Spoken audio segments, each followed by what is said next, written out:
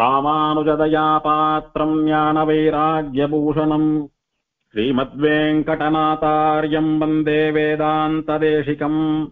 யோ நித்யமச்யுதபதாம்புஜயுக்மருக்ம व्यामोहतस्तदितराणि तृणाय मेने अस्मद्गुरोर्भगवतोऽस्य दयैकसिन्धोः रामानुजस्य चरणौ शरणं प्रपद्ये.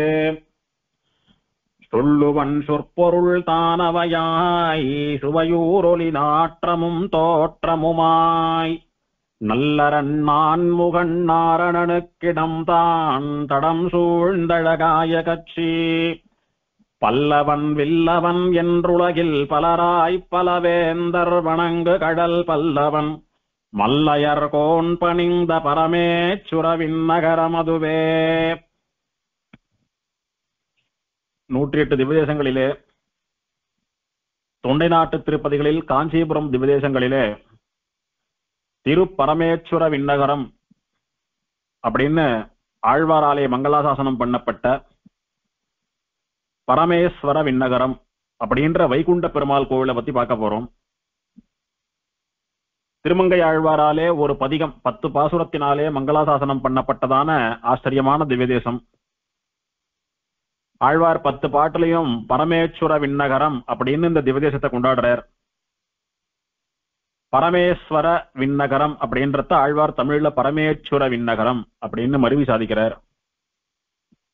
வைகுண்ட பெருமாள் கோயில் அப்படின்னு பிரசித்தம். காஞ்சிபுரத்திலே வைகுண்ட பெருமாள் கோயில் அப்படின்றது ரொம்ப பிரசித்தம். பொதுவா காஞ்சிபுரத்திலே வைகுண்ட ஏகாதசி உற்சவம் ரொம்ப களை கட்டும் அப்படின்னா அங்க இருக்கக்கூடியதான அந்த 14 திவதேசங்கள்ல இந்த வைகுண்ட பெருமாள் சன்னதியில தான் வைகுண்ட ஏகாதசிக்கு ஜனங்கள் அப்படியே வந்து குவிவா. பிமால 3 மணில இருந்து ஜனங்கள் நிக்க ஆரம்பிச்சாலானா ராத்திரி 9-10 மணி வரைக்கும் நின்று பெருமாளை சேவிச்சுட்டு இருப்பா. நடுவுல கோவிலே சாத்த மாட்டா. அப்பேற்பட்டதான ஒரு ஜனங்கள் குவியக்கூடியதான உற்சவமா இருக்கும். அன்னைக்கு பெருமாளை சேவிக்கணும்னா ஒரு 3 மணில இருந்து 5 மணி காலம் வரிசையில காத்துன்னு இருந்துதான் சேவிக்கும்படியா இருக்கும். வைகுண்ட பெருமாள் கோயில் அப்படின்னுட்டு சாட்சாத் ஸ்ரீ வைகுண்டநாதனே இங்க எழுந்தருளி இருக்கிறபடினாலே பெருமாள் வைகுண்டநாதன், தாயார் வைகுண்டவல்லி, தீர்த்தம் வைகுண்டத்திலே இருக்கக்கூடியதான ஐரம்மத தீர்த்தம். அதனாலே சாட்சாத் இதை பூலோக வைகுண்டமாகவே பாவித்து அங்கே ஆச்சரியமா 14 திவ்யதேசத்து எம்பெருமான்கள் இருந்தாலும் வைகுண்ட ஏகாதசி அப்படின்னா காஞ்சிபுரத்திலே இங்குதான் ஜனங்கள் வந்து குவியுவா. இதற்கு அடுத்தபடியாக அஷ்டபுஜ பெருமாள் சன்னதியிலே வைகுண்ட ஏகாதசி கொஞ்சம் விசேஷமா இருக்கும். ஏன்னா அங்க வைகுண்ட வாசல்னு தனியா உண்டு. அத வழியா பெருமாள் எழுந்தருள்றபடினாலே வைகுண்ட பெருமாள் சன்னதிக்கு அடுத்தபடியா அஷ்டபுஜ பெருமாள் சன்னதியிலே அஷ்டபுஜகரம் திவதேசத்திலே கூட்டம் அதிகமாக இருக்கும். விசேஷமா வைகுண்ட ஏகாதசி அன்னைக்கு சுவாமி தேசிகன் அவதார ஸ்தலத்துக்கு அருகே இருக்கக்கூடிய தீப பிரகாசன் விளக்கொளி பெருமாளுக்கு வைகுண்ட ஏகாதசி கருடோத்சவம். அந்த எம்பெருமானுக்கு பிரம்மோற்சவங்கள்லாம் நடக்கிறது இல்ல, ரொம்ப வருஷங்கள் ஆயிடுத்து. பெருமாள் சில விசேஷ சந்தர்ப்பங்கள்ல வாகனங்கள்ல எழுந்தருள்றது உண்டு. சுவாமி தேசிகனுடைய உற்சவம் முடிந்து புரட்டாசி சிரவணம் முடிந்த மறுநாள் அன்னைக்கு கார்த்தால தீப பிரகாசன் ஒரு ஸ்வர்ண சப்பரத்திலே தேவப்பெருமாள் சன்னதி வரைக்கும் போயிட்டு வருவார் புறப்பாடா. சுவாமி தேசிகன் தோளுக்கினியான்ல அவருக்கு எதிர் சேவையா 2 பேரும் போயிட்டு வருவா. அப்படி சில விசேஷ சந்தர்ப்பங்கள்ல மாத்திரம், விசேஷ நாள்கள்ல மாத்திரம் தீப பிரகாசனுக்கு ஏதோ ஒரு வாகன புறப்பாடு இருக்கும். அந்த மாதிரி வைகுண்ட ஏகாதசி அன்னைக்கு காஞ்சிபுரத்திலே தீப பிரகாசனுக்கு விசேஷமா கருட சேவை நடக்கும். அதற்கடுத்தபடியா காஞ்சிபுரத்திலே வைகுண்ட ஏகாதசிக்கு பிரசித்தம் அப்படின்னா தேவப்பெருமாளுடைய ரத்னாங்கி சேவை. தேவப்பெருமாள் வருஷத்துல 2 முறை ரத்னாங்கி சாத்திக்கிறார். ஒன்னு கார்த்திகை அனுஷம் லக்ஷ்மி குமார தாத்ததேசிகனுடைய திருநக்ஷத்திரம். காஞ்சிபுரத்திலே தேவப்பெருமாள் சன்னதியிலே சுவாமி தேசிகன் சன்னதின்னு சொல்லக்கூடிய வாகன மண்டபத்திற்கு நடுவிலே இருக்கக்கூடியதான சன்னதியிலே சுவாமி தேசிகன் மூலவரும் உற்சவரும் எழுந்தருளி இருக்கா. சுவாமி தேசிகனுக்கு இடப்புறத்திலே நின்ற திருக்கோலத்திலே ஒரு ஆச்சாரிய புருஷர் எழுந்தருளி இருக்கிறார். அவருக்கு லக்ஷ்மி குமார தாத்த தேசிகன் திருநாமம். காஞ்சிபுரம் தேவப்பெருமாள் சன்னதியினுடைய தர்மகர்த்தாவாக எழுந்தருளி இருந்த சுவாமி பெரிய ஆச்சாரிய புருஷர், சகல சாஸ்திர வல்லவர். அந்த சுவாமி பெரிய ராஜகுருவாக எழுந்தருள் இருந்தவர். குரு பரம்பரையிலே பஞ்சமத பஞ்சனம் தாத்ததேசிகன் அப்படின்னு ஒரு சுவாமி வருவர். அந்த சுவாமியினுடைய ஸ்வீகார குமாரராக எழுந்தருளி இருந்தவர் இந்த சுவாமி. சொந்த தம்பி குமாரர் அவரையே ஸ்வீகாரம் பண்ணிட்டார். அந்த சுவாமிக்கும் அவருடைய தேவிகளுக்கும் சுவாமி தேசிகன் சன்னதியிலேயே விக்கிரகம் உண்டு. நிறைய பேர் சேவிச்சிருப்பீங்க. சுவாமி தேசிகனுக்கு இடப்புறத்திலே லட்சுமி குமார தாத்த தேசிகன் நின்ன திருக்கோலத்தில் இருப்பார். அவருக்கு பக்கத்திலே அம்மங்கார் சுவாமியினுடைய தேவிகள் அவா நின்று இருப்பா. அந்த லட்சுமி குமார தாத தேசிகனுடைய திருநட்சத்திரம் கார்த்திகை மாசம் அனுஷம். அன்னைக்கு பெருமாள் மலையில இருந்து இறங்குறச்சையே ரத்தனாங்கி சாத்தின்னு தான் இறங்குவார் தேவப்பெருமாள். தாத்த தேசிகன் திருநட்சத்திரம் அப்படின்னா முதல்ல பெருமாளை ரத்தனாங்கில சேவித்து அனுபவிக்கணும் அப்படின்னுட்டு அடியார்கள்லாம் பெருமாள் மலையில இருந்து இறங்குறச்ச மலை அடிவாரத்துல காத்துட்டு இருப்பா. மலை அடிவாரம் என்ன, தன்வந்திரி சன்னதி என்ன, அப்படி பிரம்மா கணத்து வரைக்கும் ஜனங்கள்லாம் சூழ்ந்து காத்துட்டு இருப்பா பக்தாள்லாம். பெருமாள் ஆச்சரியமா மலையில இருந்து கம்பீரமா சிம்மம் குகையில இருந்து புறப்படுறது போல ரத்னாங்கி சாத்திக் கொண்டு எழுந்தருளக்கூடிய சேவை ஆச்சரியமா இருக்கும். அப்படி பெருமாள் தன்வந்திரி சன்னதியில இருந்து மலையாள நாச்சியார் சன்னதி வரைக்கும் நிதானமா நிதானமா ஆடிண்டு அப்படி வாத்தியங்கள் எல்லாம் ரசிச்சுண்டு எழுந்தருளுவர். அதன் பிறகு வாகன மண்டபத்திலே சுவாமி தேசிகன் சன்னதிக்கு முன்னாலே தாத்த தேசிகனை அனுகிரகம் பண்ணுவதற்காக அங்க எழுந்தருளுவர் சுவாமி பெருமாள். அப்படி கார்த்திகை அனுஷம் ஒண்ணும் அதை விட்டோமானா ஸ்ரீவைகுண்ட ஏகாதசி அன்னைக்கு தேவப்பெருமாளுக்கு ரத்னாங்கி. அப்படி வைகுண்ட ஏகாதசிக்கு பல ஊரிலே பல சிறப்புகள் உண்டு. காஞ்சிபுரத்திலே இதெல்லாம் சிறப்பு. முக்கியமா ஜனங்கள் நிறைய போய் பெருமாளை சேவித்து அனுபவிப்பது. காஞ்சிபுரம் ஜனங்கள் மாத்திரம் இல்லாம சுத்த வட்டாரத்திலே இருக்கக்கூடிய ஜனங்களும் நிறைய வந்து நீண்ட வரிசையிலே காத்துன்றிருந்து பெருமாளை சேவிக்கிறான்னா இந்த வைகுண்ட பெருமாளைத்தான். அப்படி ஆச்சரியமானதான ஒரு திவதேசம். காஞ்சிபுரத்துக்காரர்களுக்கெல்லாம் வைகுண்ட ஏகாதசி அப்படின்னாவே இந்த பெருமாள் இந்த சன்னதி தான் ஞாபகத்துக்கு வரும். விண்ணகரம் அப்படின்னா, விண் அப்படின்னா ஆகாசம், நகரம் அப்படின்றது ஊர். ஆகாசத்திலே இருக்கக்கூடியதான நகரம் அப்படின்னு பெயர். பொதுவா நாம விண்ணகரம் அப்படின்னு ஸ்ரீவைகுண்டத்தை பரமபதத்தை சொல்றோம். இந்த திவதேசத்திற்கு பரமேஸ்வர விண்ணகரம் அப்படின்னு பெயர். ஈஸ்வரன் ஆள்பவன் அப்படின்னு அர்த்தம். அண்ட சராசரங்களையும் தன்னுடைய ராஜ்யத்துக்கு கீழே செங்கோல் செலுத்தி ஆள்கின்றவன் எவனோ அவன் ஈஸ்வரன். சர்வத்துக்கும் ஈஸ்வரனானபடியினாலே சர்வேஸ்வரன் பெயர் பெருமாளுக்கு. நாம பெருமாள் பெருமாள் பெருமாள்னு சொல்றோம்.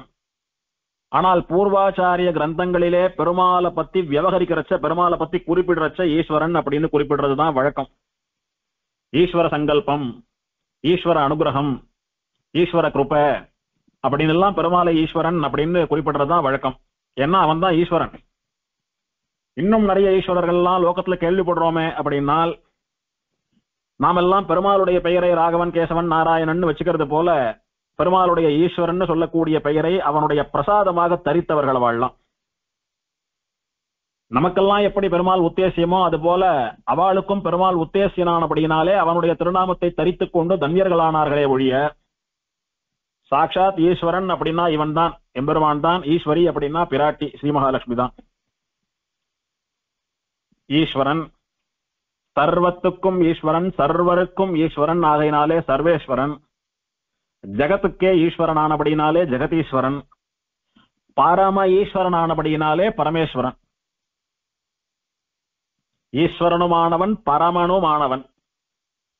தனக்கு சமானமான ஒரு தேவதையோ தனக்கு மேலான ஒரு தேவதையோ இல்லாதபடியினாலே இவன் பரமன். பரம் அப்படின்னா தனக்கு மேலான ஒரு வஸ்து இல்லாதது அப்படின்னு அர்த்தம். எல்லாத்த காட்டிலும் இதுதான் வசந்தது, இதுக்கு மேல ஒரு வஸ்து இல்லை, அதுக்கு பரம் அப்படின்னு பெயர். பரமன் அப்படின்னா தனக்கு சமானமானவாலோ தனக்கு மேலானவாலோ ஒருத்தரும் இல்லாமல் எல்லார காட்டிலும் ரொம்ப சிரேஷ்டனாக இருக்கக்கூடியவன், உத்தமமானவன். அந்த பரமனும் ஈஸ்வரனுமானவன் எவனோ அவனே தேவாதி தேவன், அவனே ஸ்ரீவைகுண்டநாதன். அந்த பரமேஸ்வரன் எழுந்தருளி இருக்கின்ற விண்ணகரம் அப்படின்ற அர்த்தத்திலே பரமேஸ்வர விண்ணகரம் அப்படின்னு இந்த திவதேசத்திற்கு திருநாமம். பொதுவா எம்பெருமானுக்கு ராமன், கண்ணன், ருசிம்மன், வராகன், வாமனன் நிறைய அவதாரங்கள் சொல்றோம். நிறைய திருக்கோலங்கள், நிறைய நிலைகள் எல்லாம் சொல்றோம். ஆனால் எல்லாவற்றுக்கும் மூலமானது எம்பெருமானுடைய பரரூபம், ஸ்ரீவைகுண்டத்திலே இருக்கக்கூடியதான நிலைதான் எல்லாவற்றுக்கும் மேலானது. அதிலே இருந்துதான் வியூகம், வியூகாந்தரங்கள் அவதாரங்கள் எல்லாம் ஏற்படுறதுன்னு புராண இதிகாசங்கள்ல ஆகமங்கள்ல எல்லாம் நாம கேள்விப்படுறோம். அப்படி ஆச்சரியமா எல்லா தேவதைகளுக்கும் ஈஸ்வரனாகவும் பரமனாகவும் இருக்கக்கூடியவனானபடினாலே பரமேஸ்வரன்றது ஒண்ணும், அதை யாரும் மறுத்துட முடியாது. இன்னொன்னு, பெருமாளுக்கு பல அவதாரங்கள், பரம், வியூகம், விபவம், அந்தர்யாமி, அர்ச்சை அப்படின்னுட்டு பல நிலைகள் இதெல்லாம் இருந்தாலும் கூட அந்த 5 நிலைகளிலும் கூட பரமான நிலை, உசந்த நிலை. எதை சொல்றோம்? முதல்ல பரம் அப்படின்னு தான் சொல்றோம். ஸ்ரீவைகுண்டத்திலே இருக்கக்கூடிய இருப்பு தான் எல்லாத்தோட உசந்ததுன்னு சொல்றோம். அதில இருந்து வந்ததுதான் வியூகம்னு சொல்லக்கூடிய க்ஷீரசாகரம், திருப்பார்கடல்னு சொல்றோம். வியூகத்திலே இருக்கக்கூடிய பெருமாளிடத்தில இருந்து வியூகாந்தரங்கள் அப்படின்னு பிரத்யும்ன, அனிருத்த, சங்கர்ஷண, வாசுதேவாதிகள்னு 4 பேர் வரான்னு சொல்றோம். சதுர்வியூகங்கள்னு சொல்றோம். திரும்ப அவாளிடத்துல இருந்து கேசவன், நாராயணன் அப்படின்றதா 12 பெருமாள் வியூகாந்தரங்கள்னு ஏற்படுறான்லாம் பாக்குறோம். அப்புறம் அவாள்ல இருந்து சதுர்விம்சதி மூர்த்திகள்னு 24 பெருமாள் எழுந்தருள்றான்னு பாக்குறோம். அந்த திருப்பார்கடலிலே இருக்கக்கூடிய பெருமாளே விபவ அவதாரங்கள் பண்றார் அப்படின்னு பாக்குறோம். ஏஷ நாராயண ஸ்ரீமான் க்ஷீரார்ணவ நிகேதனஹா நாக பரியங்க முத்ஸ்ருஜ்ய ஹி ஆகதோ மதுராம் புரியும் அப்படின்னுட்டு கிருஷ்ணாவதாரத்தை வர்ணிக்கிற போது புராணமானது எந்த ஸ்ரீமன் நாராயணன் திருப்பார்கடலிலே அனந்தாழ்வான் மீது சயனித்துக் கொண்டிருக்கிறானோ அவன் அந்த பாம்பு படுக்கையை விட்டு இங்கே பூமியிலே வந்து கண்ணனாக அவதாரம் பண்ணினான். மதுரையிலே ராஜ்யம் பண்ணி கொண்டிருந்தான் அப்படின்னு வர்ணிக்கிறது. அப்படி விபவாவதாரங்களுக்கு மூலமான வியூகாவதாரத்திற்கும் வேர்க்கிழங்கு போன்றது, எல்லாத்தை விட உசந்தது, எல்லாத்துக்கும் மேலானது, எல்லாத்துக்கும் ஆதியானது இந்த பரரூபம். ஆக அந்த பரத்திலே இருக்கக்கூடிய ஈஸ்வரன் அவன் யார்? பரமபதநாதன், ஸ்ரீவைகுண்டநாதன். அந்த ஸ்ரீவைகுண்டநாதனே இந்த க்ஷேத்திரத்துல ஸ்தலபுருஷனா எழுந்தருள் இருக்கிறபடினாலே இதுவும் வைகுண்டம் தான் அப்படின்ற திருவுள்ளத்திலே ஆழ்வார் பரமேஸ்வர விண்ணகரம், பரமேஸ்வர விண்ணகரம் அப்படின்னு ஆச்சரியமான திருநாமம் சாதிக்கிறார். திருநாங்கூர் திருப்பதிகள்ல வைகுந்த விண்ணகரம்னு பார்த்தோம். அங்கேயும் பெருமாள் வைகுண்ட பெருமாளா எழுந்தருள் இருக்கார். ஆகையினாலே அது வைகுண்டத்துக்கு சமானமான க்ஷேத்திரம் அப்படின்னு பாக்குறோம். நந்திபுர விண்ணகரம்னு சேவிக்கிறோம், கேள்விப்படுறோம். அந்த மாதிரி விண்ணகர க்ஷேத்திரங்கள்ல இதுவும் ஒண்ணு. இந்த பரமேஸ்வர விண்ணகரமும் ஒண்ணு. நம்ம தொண்டை மண்டலத்திலே இருக்கக்கூடியதான விண்ணகர க்ஷேத்திரம் இது. தொண்டை மண்டலத்திலே இதை விட்டா விண்ணகரம்னு ஒண்ணு கிடையாது. இதோட சோழ தேசத்துலதான் விண்ணகரம் எல்லாம். காழிச்சீராம விண்ணகரம், நந்திபுர விண்ணகரம், வைகுந்த விண்ணகரம் இதெல்லாம் வெளியில தான்.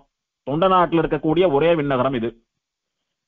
பெருமாள் இங்கே மூலவருக்கு பரமபதநாதன், வைகுண்டநாதன், வைகுண்டநாதன், வைகுண்ட பெருமாள் அப்படின்னு எல்லாம் திருநாமம். பெருமாள் ஆச்சரியமா அமர்ந்த திருக்கோலத்திலே சேவை சாதிக்கிறார். மேற்கு பார்த்த மாதிரி பெருமாள் உட்கார்ந்து சேவை சாதிக்கிறார். மேற்கே திருமுக மண்டலம். இந்த பெருமாளுடைய படத்தை ஷேர் பண்றக்க அடியேன் மூலவர் மட்டும் இருக்கக்கூடிய படத்தை தேடினா கிடைக்கல. மூலவருக்கு முன்னாலே உற்சவர் உபயநாச்சிமாரோட எழுந்தருள் இருக்கக்கூடிய படம் பிராப்தமாகி இருக்கிறது.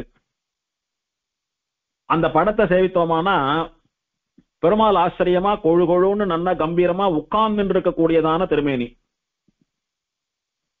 ஸ்ரீவைகுண்டநாதன் அப்படின்னா திருவனந்தாழ்வான் குடைபிடிக்க ஆதிசேஷ ஆசனத்திலே வலது திருக்கையை வலது முட்டியின் மேலே தொங்கவிட்டுக் கொண்டு இடது திருக்கையை அந்த பாம்பு படுக்கையிலே ஊனிக்கொண்டு சேவை சாதிக்கிற காட்சியெல்லாம் அல்ல. திருப்பவலவண்ணம் திவ்ய தேசத்திலே பார்ப்பது போன்று சேஷபரியங்கத்திலே அமர்ந்து கொண்டு திருவனந்தாழ்வானுடைய குடை நிழலிலே அமர்ந்து கொண்டு அபயஹஸ்தமும் வரதஹஸ்தமும் காட்டிக்கொண்டு சங்க சக்கரங்களை ஏந்தி கொண்டிருக்கக்கூடிய காட்சியைப் போல அந்த திருவனந்தாழ்வானாகிற மெத்தை கூட இல்லாமல் பெருமாள் இங்கே ஆச்சரியமாக எழுந்தருளியிருக்கிறார். பெருமாள் மேல் 2 திருக்கரங்களாலே சங்க சக்கரங்களை ஏந்தி கொண்டு கீழ் 2 திருக்கரங்கள் அபயஹஸ்தமாகவும் வரதஹஸ்தமாகவும் இருக்கக்கூடியதான காட்சி. திருப்பவளவண்ணம் பிரபால வர்ணனை போலவேதான் இந்த எம்பெருமான் ஆச்சரியமா எழுதிருக்கார். ஆனா சேஷ பரியங்கமும் பாம்பு குடையும் இல்லை. அது ஒரு தனி அழகு. இந்த பெருமாள் எப்படி எழுந்தருளி இருப்பார் அப்படின்னா, ஆச்சரியமா கொழு கொழுன்னு மலையை போல எழுந்தருளி இருப்பார் பெருமாள். இப்போ ஒரு பெருமாளுக்கு ஒரு அழகு. தீப பிரகாசனை சேவிச்சோமானா ரொம்ப ஒல்லியா இருப்பார் பெருமாள். சில பேர்லாம் ரொம்ப ஒல்லியா இருந்தாலானா பார்க்க நன்னா இருக்காது. ரொம்ப ஒல்லியா இருப்பா, எலும்பும் தோலுமா இருப்பா, பார்க்க நன்னா இருக்காது. ஆனா ஒல்லியா இருக்கிறவாள்லயே சில பேர்லாம் ரொம்ப வசீகாரமா அழகா இருப்பா. அந்த மாதிரி தீப பிரகாசன் தான் காஞ்சிபுரத்துல இருக்கக்கூடிய அத்தனை பெருமாள்லயும் ஒல்லி, ஆனா அத்தனை அழகு.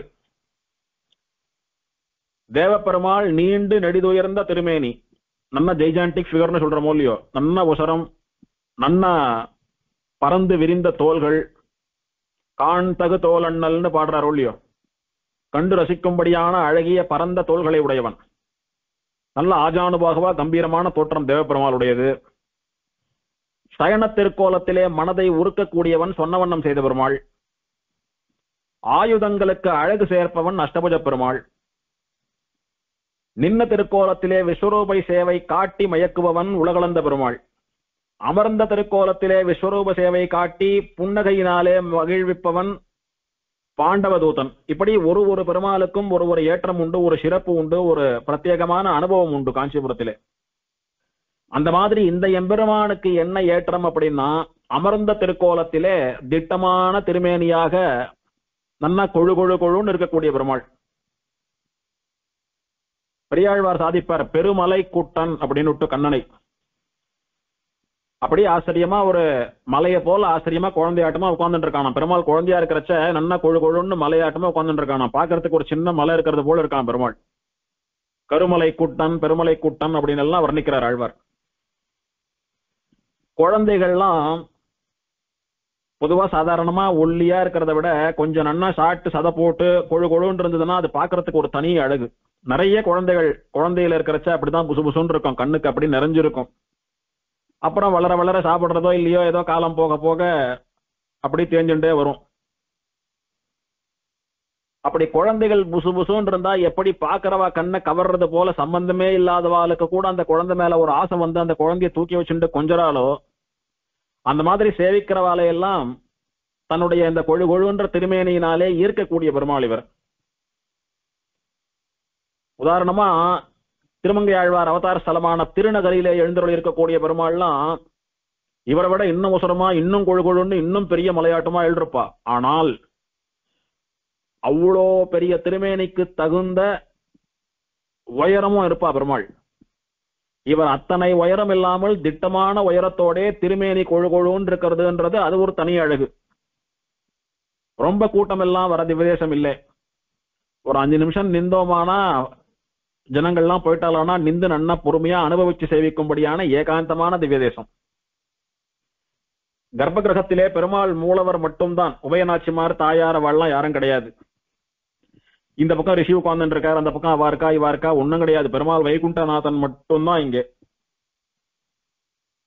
சில விசேஷ உற்சவ சமயங்கள், புரட்டாசி சனிக்கிழமைகள், பிரம்மோற்சவ சமயங்கள், அந்த மாதிரி சமயத்துல எல்லாம் பெருமாளுக்கு முன்னால இருந்து உற்சவரை வெளியில அர்த்த மண்டபத்துல கொண்டு ஏலை பண்ணிடுவா. அப்படி பண்ணிட்டாளானா அன்னைக்கு போறவா எத்தனையோ ஜென்மங்கள்ல புண்ணியம் பண்ணவான்னு அர்த்தம். ஏன்னா பெருமாள் மூலவரை முழுசா சேவித்து அனுபவிக்க முடியும். அன்னைக்கு பெருமாளுக்கு முன்னால சதா சர்வ காலமும் உற்சவர் எழுந்தருள் இருக்கிறபடினாலே பெருமாளுடைய திருமார்பு திருக்கரம் எல்லாம் கொஞ்சம் மறைக்கும். இந்த படத்துல இருக்கிறாப்புல தெரியும், இன்னும் கொஞ்சம் அதிகமா தெரியும், மறைக்கும். உற்சவர் மூலஸ்தானத்தை விட்டுட்டு வெளியில வந்துட்டார் அப்படின்னா மூலவரை நன்னா அனுபவிக்க முடியும். அந்த மாதிரி நாள்ல போனா மூலவரை முழுசா அனுபவிக்கும்படியான பிராப்தமா இருது நமக்கு. அப்படி ஆச்சரியமா தன்னுடைய கண்களாலே நம்மளை குளிர கட்டாட்சிக்க கூடியவன் இந்த வைகுண்ட பெருமாள். உற்சவருக்கும் வைகுண்டநாதன், வைகுண்ட பெருமாள் அப்படின்னு தான் திருநாமம்.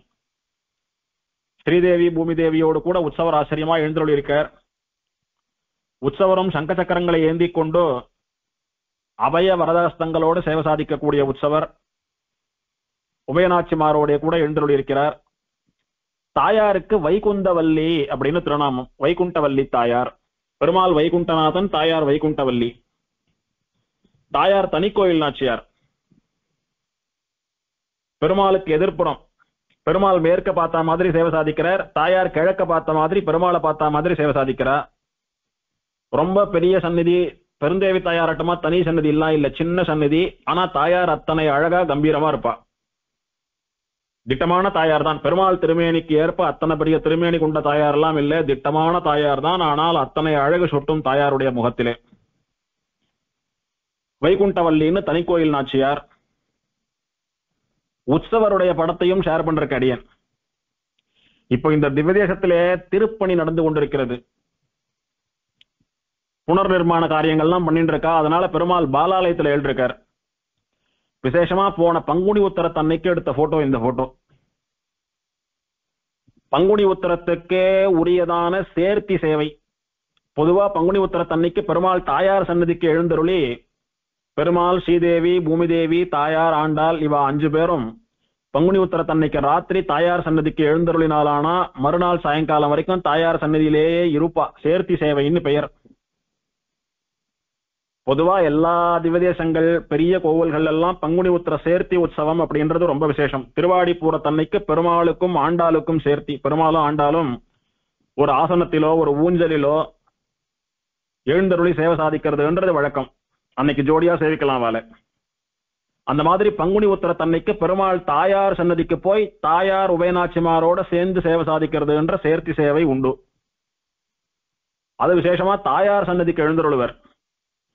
திருவாடிப்பூரத்தன்னைக்கு ஆண்டாள் சன்னதிக்கு எழுந்தருளுவர். அதெல்லாம் விசேஷம். திருவாடிப்பூரத்தன்னைக்கு ஆண்டாள் சன்னதிக்கு எழுந்தருளினாரானா கார்த்தால இருந்து சாயங்காலம் வரைக்கும் உற்சவம் எல்லாம் முடிச்சுட்டு ராத்திரி பெருமாள் தன்னுடைய சன்னதிக்கு எழுந்தருளிடுவர்.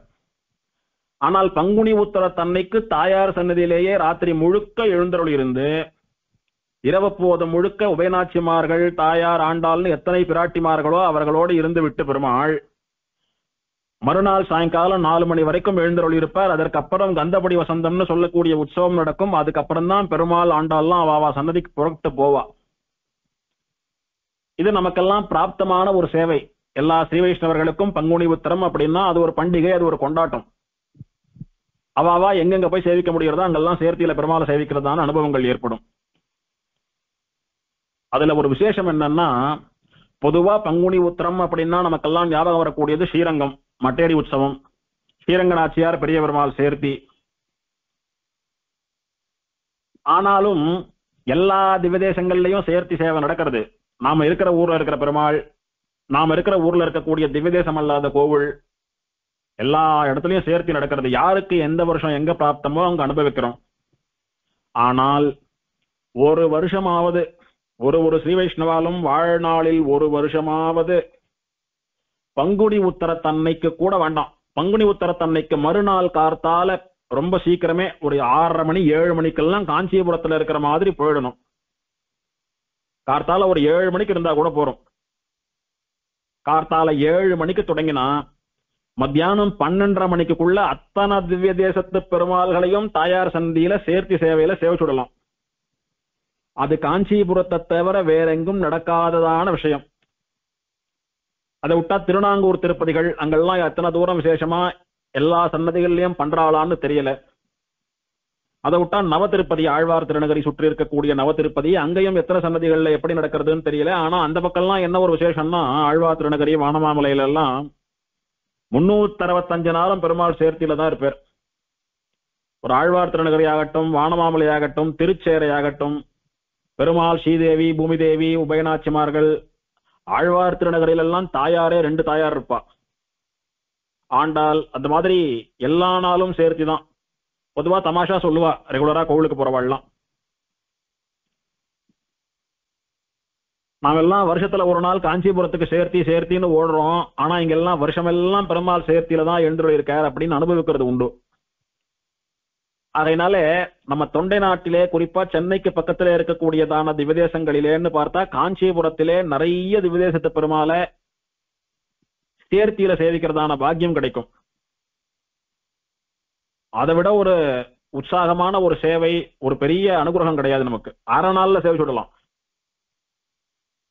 காரோ ஆட்டோவோ ஏதோ ஒண்ணு வச்சுட்டாலும் சரி, வெறும நடந்து போய் சேவிக்கிறதானாலுமே கூட சேவிச்சுடலாம். பவழவண்ண பெருமாள் சன்னதியில சேர்த்தி சேவை உண்டு. எதிரில் பச்சவண்ண பெருமாள் சன்னதியில உண்டு. பாண்டவதூத்தன் சன்னதியில உண்டு. வைகுண்ட பெருமாள் சன்னதியில உண்டு. உலகளந்த பெருமாள் சன்னதியில தாயார் சன்னதியில பெருமாள் எழுந்தருளி சேவை உண்டு. ஆரணவள்ளி தாயாரும் உலகளந்த பெருமாளும் சேர்த்து சேவை உண்டு. அப்படியே அங்க இருந்து சின்ன காஞ்சிபுரத்துக்கு வந்தோமானா தூப்புள்ள தாயார் சன்னதியில மரகதவள்ளி தாயார், தீப பிரகாசன், ஆண்டாள், உபயநாச்சிமார் எல்லாம் சேர்த்தி, திருவேலுக்கையில தாயார் சன்னதியில முகுந்த நாயகனும் வேலுக்கவள்ளி நாச்சியாரும் சேர்த்தி, பக்கத்துல அஷ்டபுஜ பெருமாள் சன்னதியில அவா சேர்த்தி, எதிரில வேகாசேத்து பெருமாள் சொன்னவண்ணம் செய்த பெருமாள் சன்னதியிலே சேர்த்தி, கடைசியா தேவ பெருமாள் சன்னதியில பெருந்தேவி தாயார் சன்னதியில பெருமாள், உபயநாச்சிமார், மலையாள நாச்சியார், ஆண்டாள், பெருந்தேவி தாயார் எல்லாமா எழுந்தருளி இருக்கக்கூடிய சேர்த்தி. அது மட்டும் பெரிய திவதேசமானபடினாலே நிறைய கூட்டம் வரும். மத்தியானம் 1-2 மணி வரைக்கும் கூட சேவிக்கலாம். இந்த மத்த கோவில்கள்லாம் சீக்கிரம் மூடிடுவா. 12 மணிக்குள்ள சேவிக்கிறது புத்திசாலித்தனம். அப்படியே அடியனுக்கு ஆச்சரியமா இந்த வருஷம் பிராப்தமாச்சு.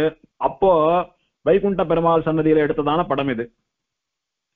இப்போ வைகுண்ட பெருமாள் சன்னதியில பாலாலயமா இருக்கிறபடினால இந்த வருஷம் பெருமாள் தாயார் சன்னதிக்கு சேர்த்துக்கு எழுந்தருளாமல் எங்க பாலாலயமா எழுதிருக்காரோ அங்கேயே சேர்த்து சேவை நடந்தது. அந்த போட்டோ தான் இது. விசேஷமா தொண்டை மண்டலத்திலே எல்லா எம்பெருமான்களும் பங்குனி உத்தர தன்னைக்கோ இல்லைன்னா திருத்தேர் அன்னைக்கோ ஆச்சரியமா இந்த சிக்கு தாடைன்னு சொல்லக்கூடிய அலங்காரம் தான் பண்ணிப்பா தலைக்கு. விசேஷமா மல்லி புஷ்பம், கஸ்தூரி புஷ்பம் முதலான வாசனை புஷ்பங்களை அப்படி தலையில பெருமாளுக்கு சுத்தி சுத்தி சுத்தி சுத்தி அதுக்கு மேல மெல்லீசா அந்த உள்ள இருக்கிற புஷ்பம் தெரியும்படியாக ஒரு மெல்லீசா இருக்கிற டிரான்ஸ்பரண்டான வஸ்திரத்தை பெருமாளுடைய தலையில அப்படியே ஒரு முண்டாசு போல கட்டிக்கொண்டே வருவா. அது ஒரு ஷேப்பா ஒரு அழகா கட்டணும். அதுக்கு சிக்குத்தாடைன்னு பெயர். அதுல அப்படி சைட்ல தொங்கிட்டு இருக்கிறதுக்கு கொச்சுன்னு பேரு. முன்னால நடுவுல ரவுண்டா இருக்கிறது, மேல அப்படியே ஒரு பக்கம் வளைந்து இருக்கக்கூடிய அந்த ஒரு பதக்கம் மாதிரி இருக்கு பாருங்க, அதுக்கு கல்கத்தூரான்னு பேரு. அதுக்கு 2 பக்கத்திலையும் இருக்கக்கூடியது சூரிய பதக்கம், சந்திர பதக்கம்னு பெயர். அந்த மாதிரி பெருமாள் ஆச்சரியமான மணமகனுக்குரிய அத்தனை அலங்காரங்களையும் பண்ணிக்கொண்டு பிராட்டிமார்கள் அத்தனை பேரும் மணமகளை போலே சௌரி எல்லாம் சாத்தி கொண்டு விசேஷமான பட்டுவஸ்திரங்கள், விசேஷமான திருவாபரணங்களை எல்லாம் சார்த்தி கொண்டு கல்யாண உற்சவமாக கல்யாணத்தன்னைக்கு எழுந்தருளி இருக்கக்கூடியதான சேர்த்தி சேவை இந்த படம். இவர் வைகுந்த பெருமாள் உற்சவர், உபயநாச்சிமார். வலது பக்கத்துல அமர்ந்த திருக்கோணத்திலே இருப்பவள் வைகுண்டவல்லி தாயார் உற்சவர். இந்த கோடியில நின்று இருக்கிறவா ஆண்டாள் நாச்சியார். இந்த பெருமாளுடைய திருவடிகளுக்கு எப்போதும் கவச்சம் சாத்துறது கிடையாது. அதனால பெருமாளுடைய சாக்ஷா திருவடி ரொம்ப நன்னா சேவையாகும். பெரும்பாலும் கவச்சம் எல்லாம் சாத்திட்டாலானா திருவடிக்கும் சேர்த்து சாத்துறது வழக்கம். இவர் வைகுண்டநாதனானபடியினாலே எல்லோருக்கும் தன்னுடைய திருவடிகளை காட்டி கொடுத்து வைகுண்டம் தர வைக்க வேணும். யாரெல்லாம் இந்த திருவடிகள் ஆசிரியக்கிறாளோ சரணாகதி பண்றாளோ அவளுக்கெல்லாம் வைகுண்டம் உண்டுன்னு சொல்லும்படியா திருமேனியில விலட்சணமா எது தெரியறதுன்னா திருவடிதான் தெரியறது. எல்லாத்துக்கும் அலங்காரம் உண்டு. ஆனால் சர்வத்தையும் விஞ்சிய அழகோடு கூட இந்த திருவடிகளை பெருமாள் அப்படி சாட்சாத்தா காட்டுறான். அப்படின்னா இதுக்கு மேல உனக்கு ஒரு உபாயம் கிடையாது, இந்த திருவடியை அப்படியே புடிச்சுக்கோ, என் இடத்துல வந்துரும்னு பெருமாள் சொல்லும்படியதான ஒரு காட்சி.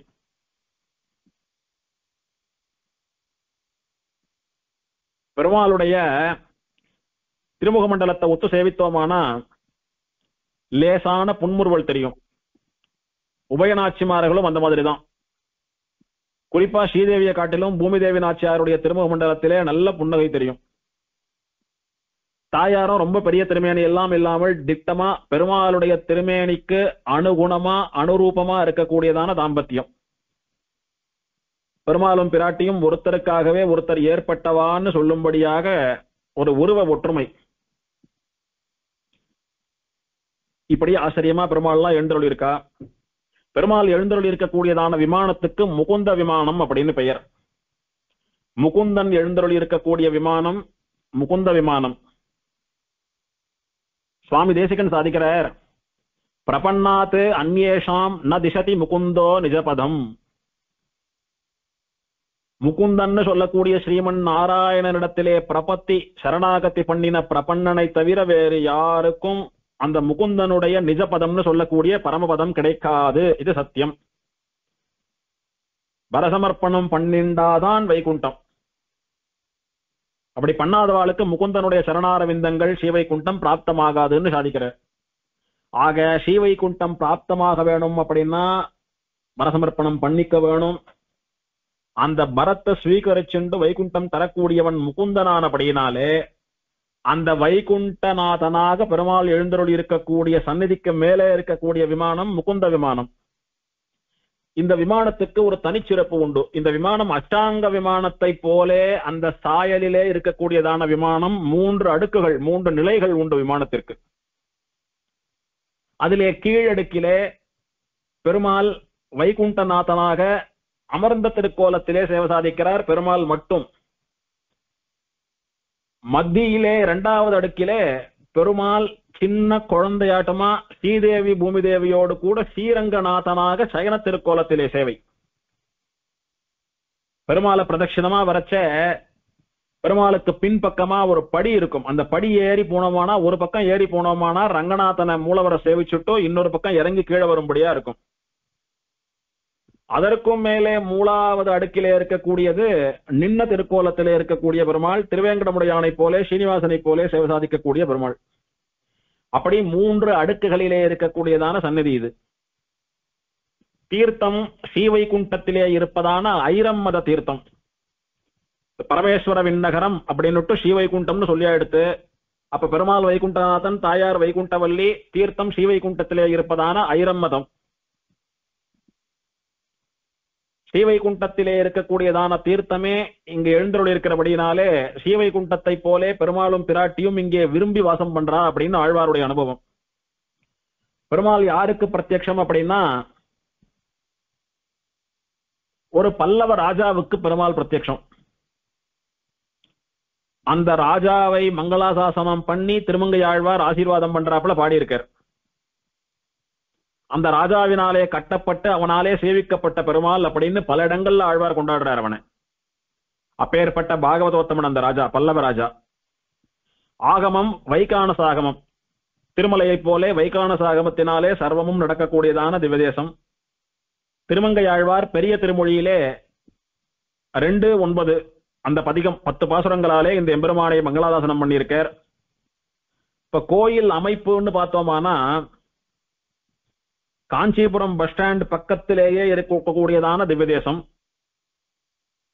சந்நிதி வீதிக்கு கோடியிலே இருக்கக்கூடிய திவ்யதேசம். ரொம்ப அழகான திவ்யதேசம். எப்படின்னா, சன்னதிக்கு முன்பக்கத்திலே நம்ம பச்சை வண்ண பெருமாள் சன்னதியை போல நாம போறச்ச நமக்கு வலதுபுறம், பெருமாள் சன்னதிக்கு இடப்புறத்திலே பெரிய புஷ்கரணி, பெரிய திருக்குளம். அதுக்குதான் ஐரம்மத தீர்த்தம் அப்படின்னு பெயர். நம்முடைய பாபவசத்தினாலே இந்த தீர்த்தத்துல இன்னைக்கு ஒரு சொட்டு தீர்த்தமும் இல்ல. அப்படி வானம் பார்த்த பூமியா வெறுமதா இருக்கு குளம். தூரெல்லாம் வாரி பெருமாள் அனுகிரகத்துல தீர்த்தம் எல்லாம் வரும்படியா பெருமாள் சங்கல்பிக்கணும்னு பிரார்த்திக்க வேண்டியது நம்ம எல்லாம். அது ஒரு வருத்தமான விஷயம். பெருமாள் சன்னதிக்கு முன்னாலே, பெருமாள் சன்னதிக்கு உள்ளே பச்சை பசேல்னு புல்வெளி எப்பவும் இருக்கும். வறண்டு போனதே கிடையாது. இங்க நல்ல பச்சை பசேல்னு புல்வெளி இருக்கும், நல்ல நிழல் இருக்கும், நல்ல குளிர்ச்சியான காற்று வீசும். பெருமாள் சன்னதிக்கு உள்ள கூட பெரிய அரச மரம் ஒண்ணும் சதா காத்து வீசிண்டே இருக்கும். பெருமாள் சன்னதி வெளிப்பிராகாரத்தை சுத்தி வரச்ச கூட நிறைய மரங்கள் உண்டு கோவிலுக்குள்ளேயே.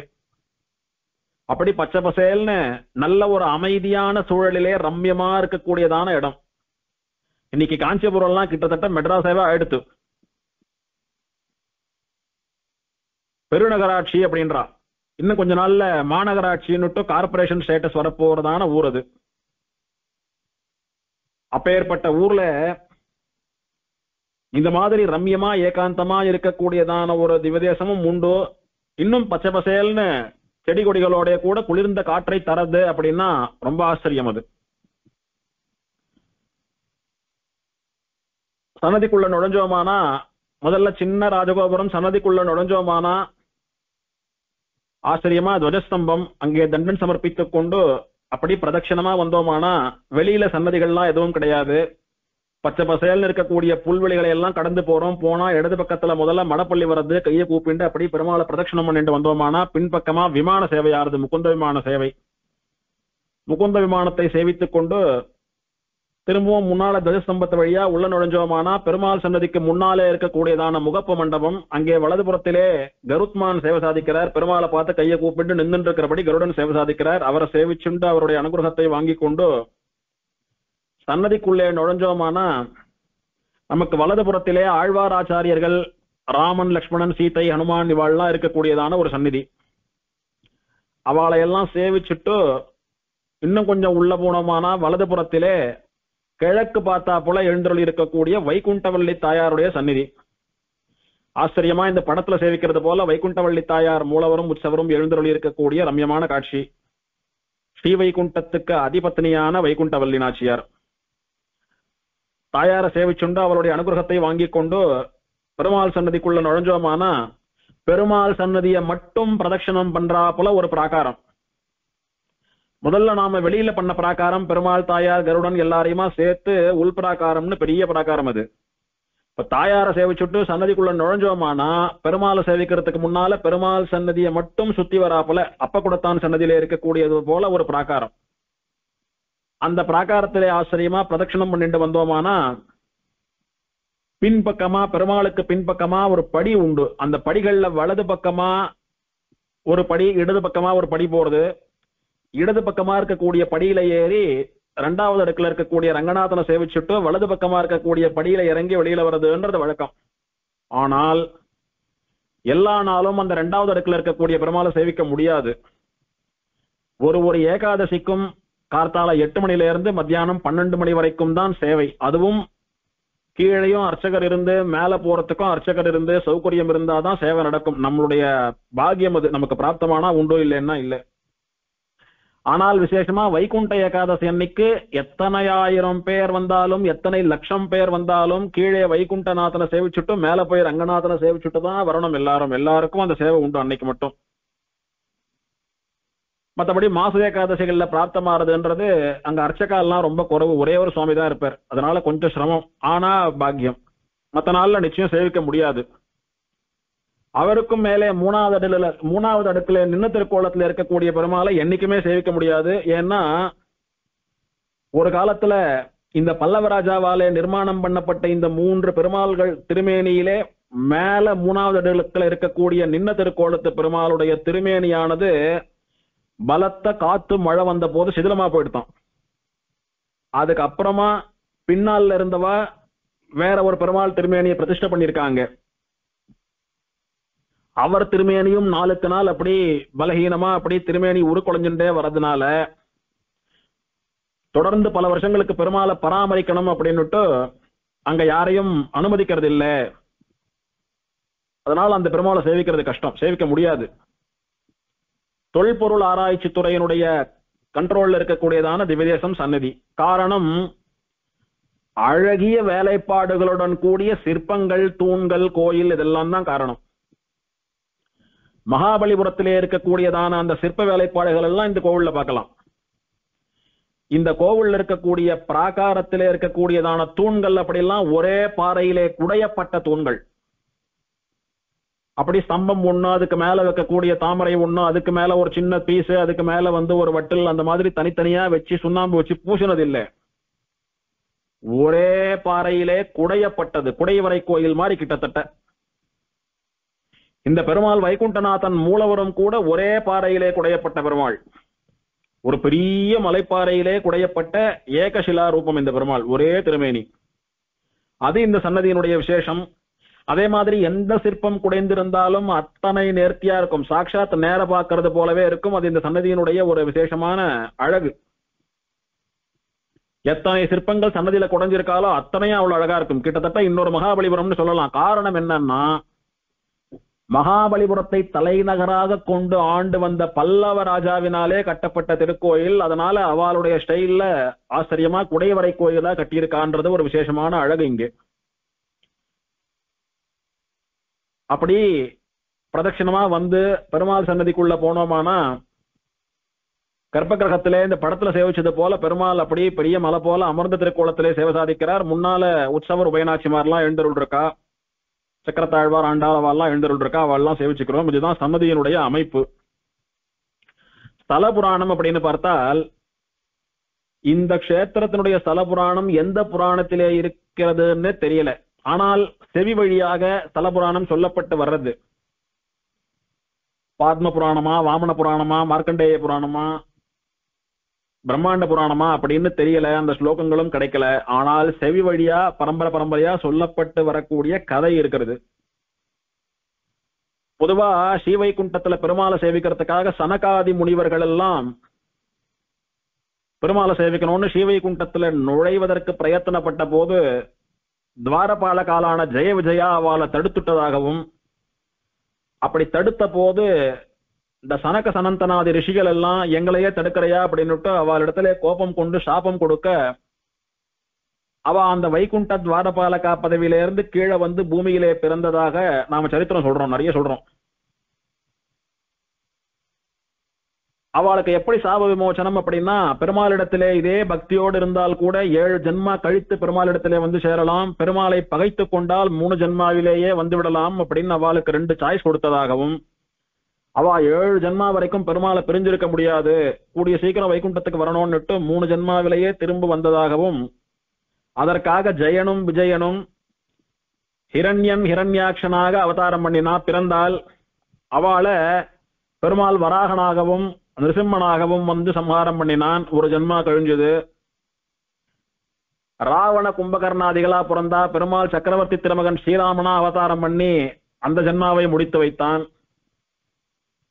3வது ஜென்மாவிலே சிசுபாலன் தந்தபக்தரனா பிறந்தா பெருமாள் கிருஷ்ணாவதாரம் பண்ணி அந்த ஜென்மாவையும் முடித்து வைத்து கூடிய சீக்கிரம் 3 ஜென்மா முடிந்து அவ திரும்ப வைகுண்டத்துக்கு சாப விமோசனம் பெற்று வந்தா அப்படின்னு பாகவத புராணத்துல பார்க்கிறோம்.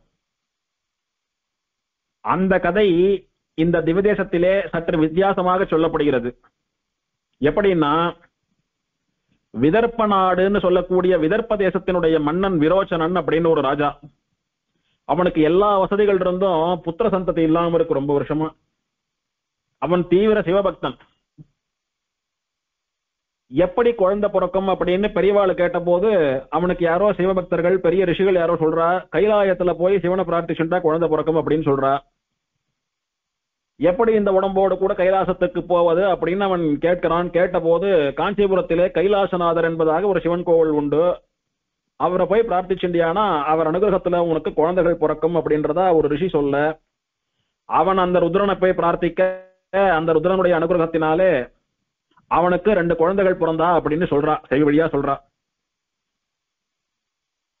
அதாவது 7 ஜென்மா பெருமாளுக்கு பக்தனா இருந்து நெருங்கி சேவை பண்ணினா 7 ஜென்மா கழித்து வரலாம், பகச்சிண்டா 3 ஜென்மாவில் வரலாம்னு எல்லாம் சொல்றது போல, அர்ச்சாவதாரமான பெருமாளுக்கு கைங்கரியம் பண்ணினா 1 ஜென்மாவில வந்துடலாம்னு சொல்றாளோ என்னமோ தெரியல. அதுக்காக அந்த துவாரபாலகாலான ஜெய விஜயால் இந்த விதர்ப்பதேசத்து ராஜாவான விரோச்சனனுடைய வயத்திலே வந்து பிறந்து அவ 2 பேருக்கும் பல்லவன் வில்லவன் அப்படின்னு பெயரிட்டான் ராஜா. ஒருத்தனுக்கு பல்லவன் பெயர், ஒருத்தனுக்கு வில்லவன் பெயர். இவ 2 பேரும் ஜெய விஜயாலுடைய அம்சம்னு சொல்றான். தீவிர சிவபக்தனுடைய குழந்தைகளாக இருந்தாலும் இவ சாட்சாத் ஸ்ரீவைகுண்டத்திலே பழிமுடிந்து கொண்டிருந்த வாயிற்காவலர்கள் எம்பெருமானுடைய நீக்கமில்லாத அடிமைகளானபடியினாலே இவா பிறந்ததுல இருந்து சாட்சாத் விஷ்ணு பக்தாலா ஸ்ரீமன் நாராயணனே பரதெய்வம்னு தான் வாழ்ந்து வந்தா. இவாளுக்கு ருத்ரபக்தி எல்லாம் கிடையாது. ஆகையினாலே சிவபக்தனுடைய பிள்ளையாக பிறந்தாலும் பரம ஸ்ரீ வைஷ்ணவர்களா எம்பெருமானிடத்திலே எல்லையில்லாத பக்தி கொண்டவர்களாக தினமும் பெருமாளை சேவிக்காம சாப்பிடுறதில்லைன்னு தீவிர பாகவதாலா இருந்துட்டு வந்தா. அவ நாளுக்கு நாள் விஷ்ணு பக்தி அதிகமாகி எப்போ இந்த ஜென்மா நமக்கு முடியும், எப்போ வைகுண்டம் போவோம் அப்படின்னு காத்துன்னு இருந்து ஜென்மா முடிந்து வைகுண்டம் போற வரைக்கும் கூட பொறுமை காக்க முடியாம இப்போதே பெருமாளை சேவித்தாக வேண்டும், அதுக்கு என்ன வழி அப்படின்னு ஆராய்ச்சி பண்ணி பார்த்த போது, அதே காஞ்சிபுரத்திலே பல பேர் பல முறை அஸ்வமேத யாகம் பண்ணி பெருமாளை சேவிச்சிருக்கா அப்படின்னு தெரியறது. இவளுக்கு தெரிய வருது. பிரம்மா அஸ்வமேத யாகம் பண்ணினா 1க்கு 5 பெருமாள் வந்தா. தீப பிரகாசன், யதோக்தகாரி, அஷ்டபுஜ பெருமாள், நிருசிம்மன் அப்படின்னு கடைசியில தேவ பெருமாள்னு 5 பெருமாள் வந்தா. ஜனமேஜயன் யாகம் பண்ணினா பாண்டவ தூதன் வந்தார். இதெல்லாம் கேள்விப்பட்டு நாமளும் அந்த மாதிரி பண்ணினா பெருமாள் வருவார், மத்த ஊர்ல 1000 அஸ்வமேத யாகம் பண்றதும் காஞ்சிபுரத்துல 1 பண்றதும் 1 அப்படின்னு தெரிஞ்சுட்டு 2 பேரும் தேவப்பெருமாள் எழுந்தருளி இருக்கக்கூடியதான புண்ணிய கோட்டி விமானத்தினுடைய வாயு மூலைன்னு சொல்லக்கூடிய திசையிலே கிட்டத்தட்ட இப்போது வைகுண்ட பெருமாள் சன்னதி இருக்கக்கூடியதான இடத்திலே ஒரு யாகசாலை அமைத்து அங்க விசேஷமா ரிஷிகளை எல்லாம் கொண்டு அஸ்வமேத யாகத்தை பண்றாய்வா, பல்லவனும் வில்லவனும். அப்படி அஸ்வமேத யாகத்தை பண்ணின போது இவாளுடைய பிரார்த்தனைக்கேற்ப, எம்பெருமானே எந்த ஸ்ரீவைகுண்டத்திலே உன்னை நாங்க சேவிச்சுண்டு கைங்கரியம் பண்ணிட்டு இருந்தோமோ, எங்க இருந்து பாகவத உபச்சாரப்பட்டு இங்க வந்து பிறந்தோமோ அந்த ஸ்ரீவைகுண்டத்தில் இருப்பது போலவே ஸ்ரீவைகுண்டநாதனாகவே எங்களுக்கு இப்போது இந்த யாகத்தீயிலே சேவை சாதிக்க வேணும் இவா பிரார்த்திக்க, பெருமாள் இவளுடைய பிரார்த்தனையை அங்கீகரித்து இவாளுடைய யாகத்தை ஏற்று இவா பண்ணின அஸ்வமேத யாகத்தினுடைய யாகசாலையிலே பெருமாள் ஆச்சரியமா வைகுண்டநாதனாக ஆவிர்வவிக்கிறார், சேவை சாதிக்கிறார். அவரை பார்த்த உடனே கண்ணீரும் கம்பளையுமா கிட்டத்தட்ட சேர்த்து கட்டிக்காத குறையா அழறாய்வா ரெண்டு பேரும். இந்த சேவையை தானே சேவிச்சுட்டு இருந்தோம், என்ன விசாரப்பட்டோம் தெரியல, இங்க வந்துட்டோம். இருந்தாலும் பெருமாளே எங்களுடைய ஆற்றாமை, எங்களுடைய இயலாமை, கையாளாகிற தனத்தை புரிந்துண்டு உன்னை பிரிஞ்சு உன்னுடைய சேவையை பிரிஞ்சு நாங்க இருக்க முடியாம இங்க அப்படி நெருப்புல இருக்கிறது போல செத்து செத்து புழைச்சுட்டு இருக்கோம். அதை தெரிஞ்சுண்டு எங்களையும் வாழ வைக்கணும்னு சேவை சாதிக்கிறதுக்காக வந்தையே அப்படின்னு பெருமாளை அப்படி நான் தழுக்க ரெண்டு பேரும் சேவிக்கிறா. வைகுண்டநாதா பரமபதநாதான்னு பெருமாளை சேவிக்கிறா. சேவிச்சுட்டு கூடவே ஒரு பிரார்த்தனையை வைக்கிறா பெருமாள் இடத்திலே, எங்களுக்கு இந்த யாகசாலையிலே எங்களுடைய யாக அக்னியிலே சேவை சாதித்தாய், அதே சேவையோடு கூட என்னைக்கும் இங்கே அர்ச்சாவதாரமாக எழுந்தருள் இருக்க வேணும். இப்போ இந்த யாகசாலையிலே நீ சேவை சாதிக்கிற, யாகம் முடிஞ்சா விட்டு புறப்பட்டு போயிடுவ, நாளைக்கு எங்களுக்கும் உன்னுடைய சேவை கிடைக்காது. ஆகையினாலே நாங்களும் சேவிக்கணும், பின்னானார் வணங்கும் சோதின்னு காலாகாலத்துக்கும் பின்னால வரக்கூடிய ஜனங்களும் சேவிக்க வேணும். ஆகையினாலே நீ அர்ச்சாவதாரமாக எழுந்தருள் இருக்க வேணும்னு பிரார்த்திக்க, பெருமாள் அப்படியே அர்ச்சாவிகிரகமாக எழுந்தருளினான் அப்படின்னு சொல்லுவா. அப்படி எழுந்தருளின சன்னதி ரொம்ப சின்ன சன்னதியாகவே ரொம்ப நாள் இருந்ததாகவும், பிற்காலத்திலே இன்னொரு பரம பக்தனான பரமேஸ்வரவர்மன் சொல்லக்கூடிய பல்லவராஜா இப்போது இருக்கக்கூடிய பெரிய திருமேனியா இருக்கிற பெருமாளை பிரதிஷ்டை பண்ணி பெரிய கோவிலை கட்டி 3 அடுக்கு கோவிலை கட்டி அப்படியே பெரிய நிலப்பரப்போடு கூட இப்ப இருக்கக்கூடிய கோவிலாக மாற்றினான் அப்படின்னு ஸ்தலபுராணம் சொல்றது. இவன் இதை பெரிய கோவிலா கட்டின காலம் கிட்டத்தட்ட ஒரு 1700 வருஷங்களுக்கு முன்னாலேன்னு தெரியுது. இவனும் பரம பாகவதன். ஆக ஜெய விஜயாளுடைய அம்சமாக பிறந்த பல்லவன் வில்லவன் என்கிற பாகவதோத்தமர்களுக்கு பெருமாள் அஸ்வமேத யாகத்திலே சேவை சாதித்தான். அவன்தான் வைகுண்டநாதன். இது ஸ்தலபுராணமா சொல்லப்படுறது. ஆழ்வார் ஏன் பரமேஸ்வர விண்ணகரம்னு பெயர் வைக்கிறாருன்னு காரணம் பார்த்துட்டோம். அதுக்கு இன்னொரு காரணம், பரமேஸ்வரவர்மன் என்கிற ராஜாவினாலே கட்டப்பட்ட விண்ணகரமானபடியினாலே பரமேஸ்வர விண்ணகரம்னு இன்னொரு அர்த்தம். விண்ணகரம் அப்படின்னா வைகுண்டம். வைகுண்டநாதன் எங்கெல்லாம் எழுதிருக்கானோ, வைகுண்டத்துக்கு சமானமா பெருமாள் எங்க ஆசைப்பட்டு இருக்கானோ அதுக்கெல்லாம் வைகுண்டம்னு பெயர். இங்க வைகுண்டநாதன் வைகுண்டவள்ளி எல்லாம் இருக்கிறபடினால இது வைகுண்டம்னு சொல்றதுக்கு ஒரு குறையும் இல்லை. பரமேஸ்வரவர்மன் சொல்லக்கூடிய பாகவதனாலே கட்டப்பட்டபடினாலே அவனுடைய பெயரையும் சேர்த்து பரமேஸ்வர விண்ணகரம் அப்படின்னு 2 விதமான அர்த்தங்களும் உண்டு. அவன் தான் பெருமாளை 3 அடுக்குகள்ல எழுந்தருளை பண்றான். முதல்ல பெருமாள் அவளுக்கு யாகத்துல சேவை சாதிச்சது ஒரு திருக்கோலம் தான், வைகுண்டநாதனா அமிர்த திருக்கோலம் மட்டும்தான். இந்த பரமேஸ்வரவர்மனுக்கும் இந்த கஷேத்திரத்துக்கும் என்ன சம்பந்தம் அப்படின்னு பார்த்தால் அதுக்கு ஒரு கதை சொல்றான். ஒரு சமயம் லக்ஷ்மி தேவி, சரஸ்வதி, பார்வதி இவா 3 பேரும் சேர்ந்து பூலோகத்துக்கு ஒன்னா ஒரே இடத்துல தபஸ் பண்றா. அப்படி அவ பண்ணக்கூடிய தபஸ் காஞ்சி மண்டலத்திலே அமைகிறது. காஞ்சிபுரத்துல தபஸ் பண்றா.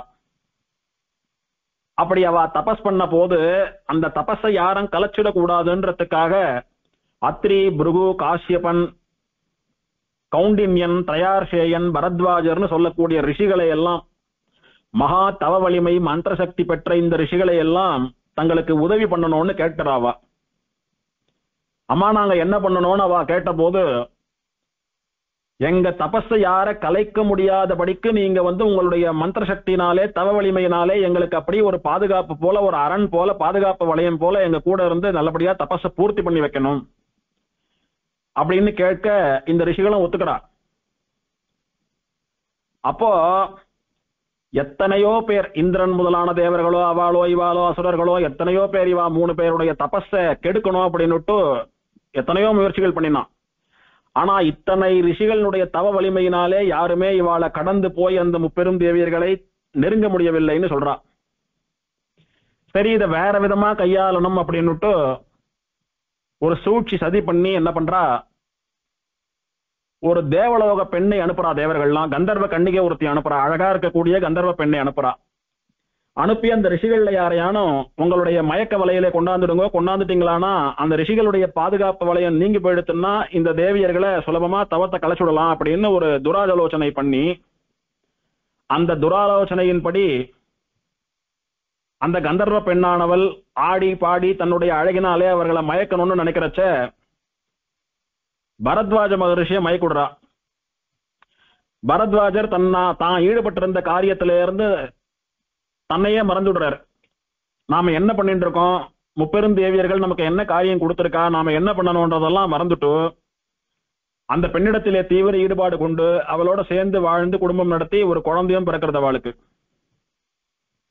அப்போ பெருமாள், பிரம்மா, ருத்ரன் 3 பேரும் அங்க வரா. ஏன்னா அவளுடைய தர்மபத்தினிகள் இங்க தபஸ் பண்ணிட்டு இருக்கிறபடினால அவளை பாக்குறதுக்கு வரா. இது என்ன எதிர்பார்க்காத விதமா இந்த மாதிரி ரிஷிக்கு ஒரு குழந்தை பிறந்துடுத்தே, இந்த குழந்தைய என்ன பண்றது அப்படின்னு பிரம்மாவானவன் ஆலோசனை பண்றான். அப்படி ஆலோசனை பண்ண போது பிரம்மா குழம்பி நின்ற போது, நாம ஒண்ணு நினைச்சா அது ஒண்ணு நடக்கிறது. தபஸ கலைக்கணும்ன்றதுக்காக இந்த பெண்ணை அனுப்பினா, இந்த பெண்ணானவள் ரிஷியினுடைய கவனத்தை திருப்பி அவரை சஞ்சலத்துக்குள்ளே சலனத்துக்குள்ளே தள்ளினா, சரி இந்த மாதிரி ஒரு ரிஷியா நாம பிரிச்சு எடுத்துட்டா தபஸ் நின்னு போயிடும்னு நாம யோசிச்சா, அந்த ரிஷியானவரும் இந்த பெண்ணும் சேர்ந்து குழந்தை பெற்று விட்டார்களே, இப்ப அந்த குழந்தை என்ன பண்றது அப்படின்னு பிரம்மா கவலைப்படுறார்.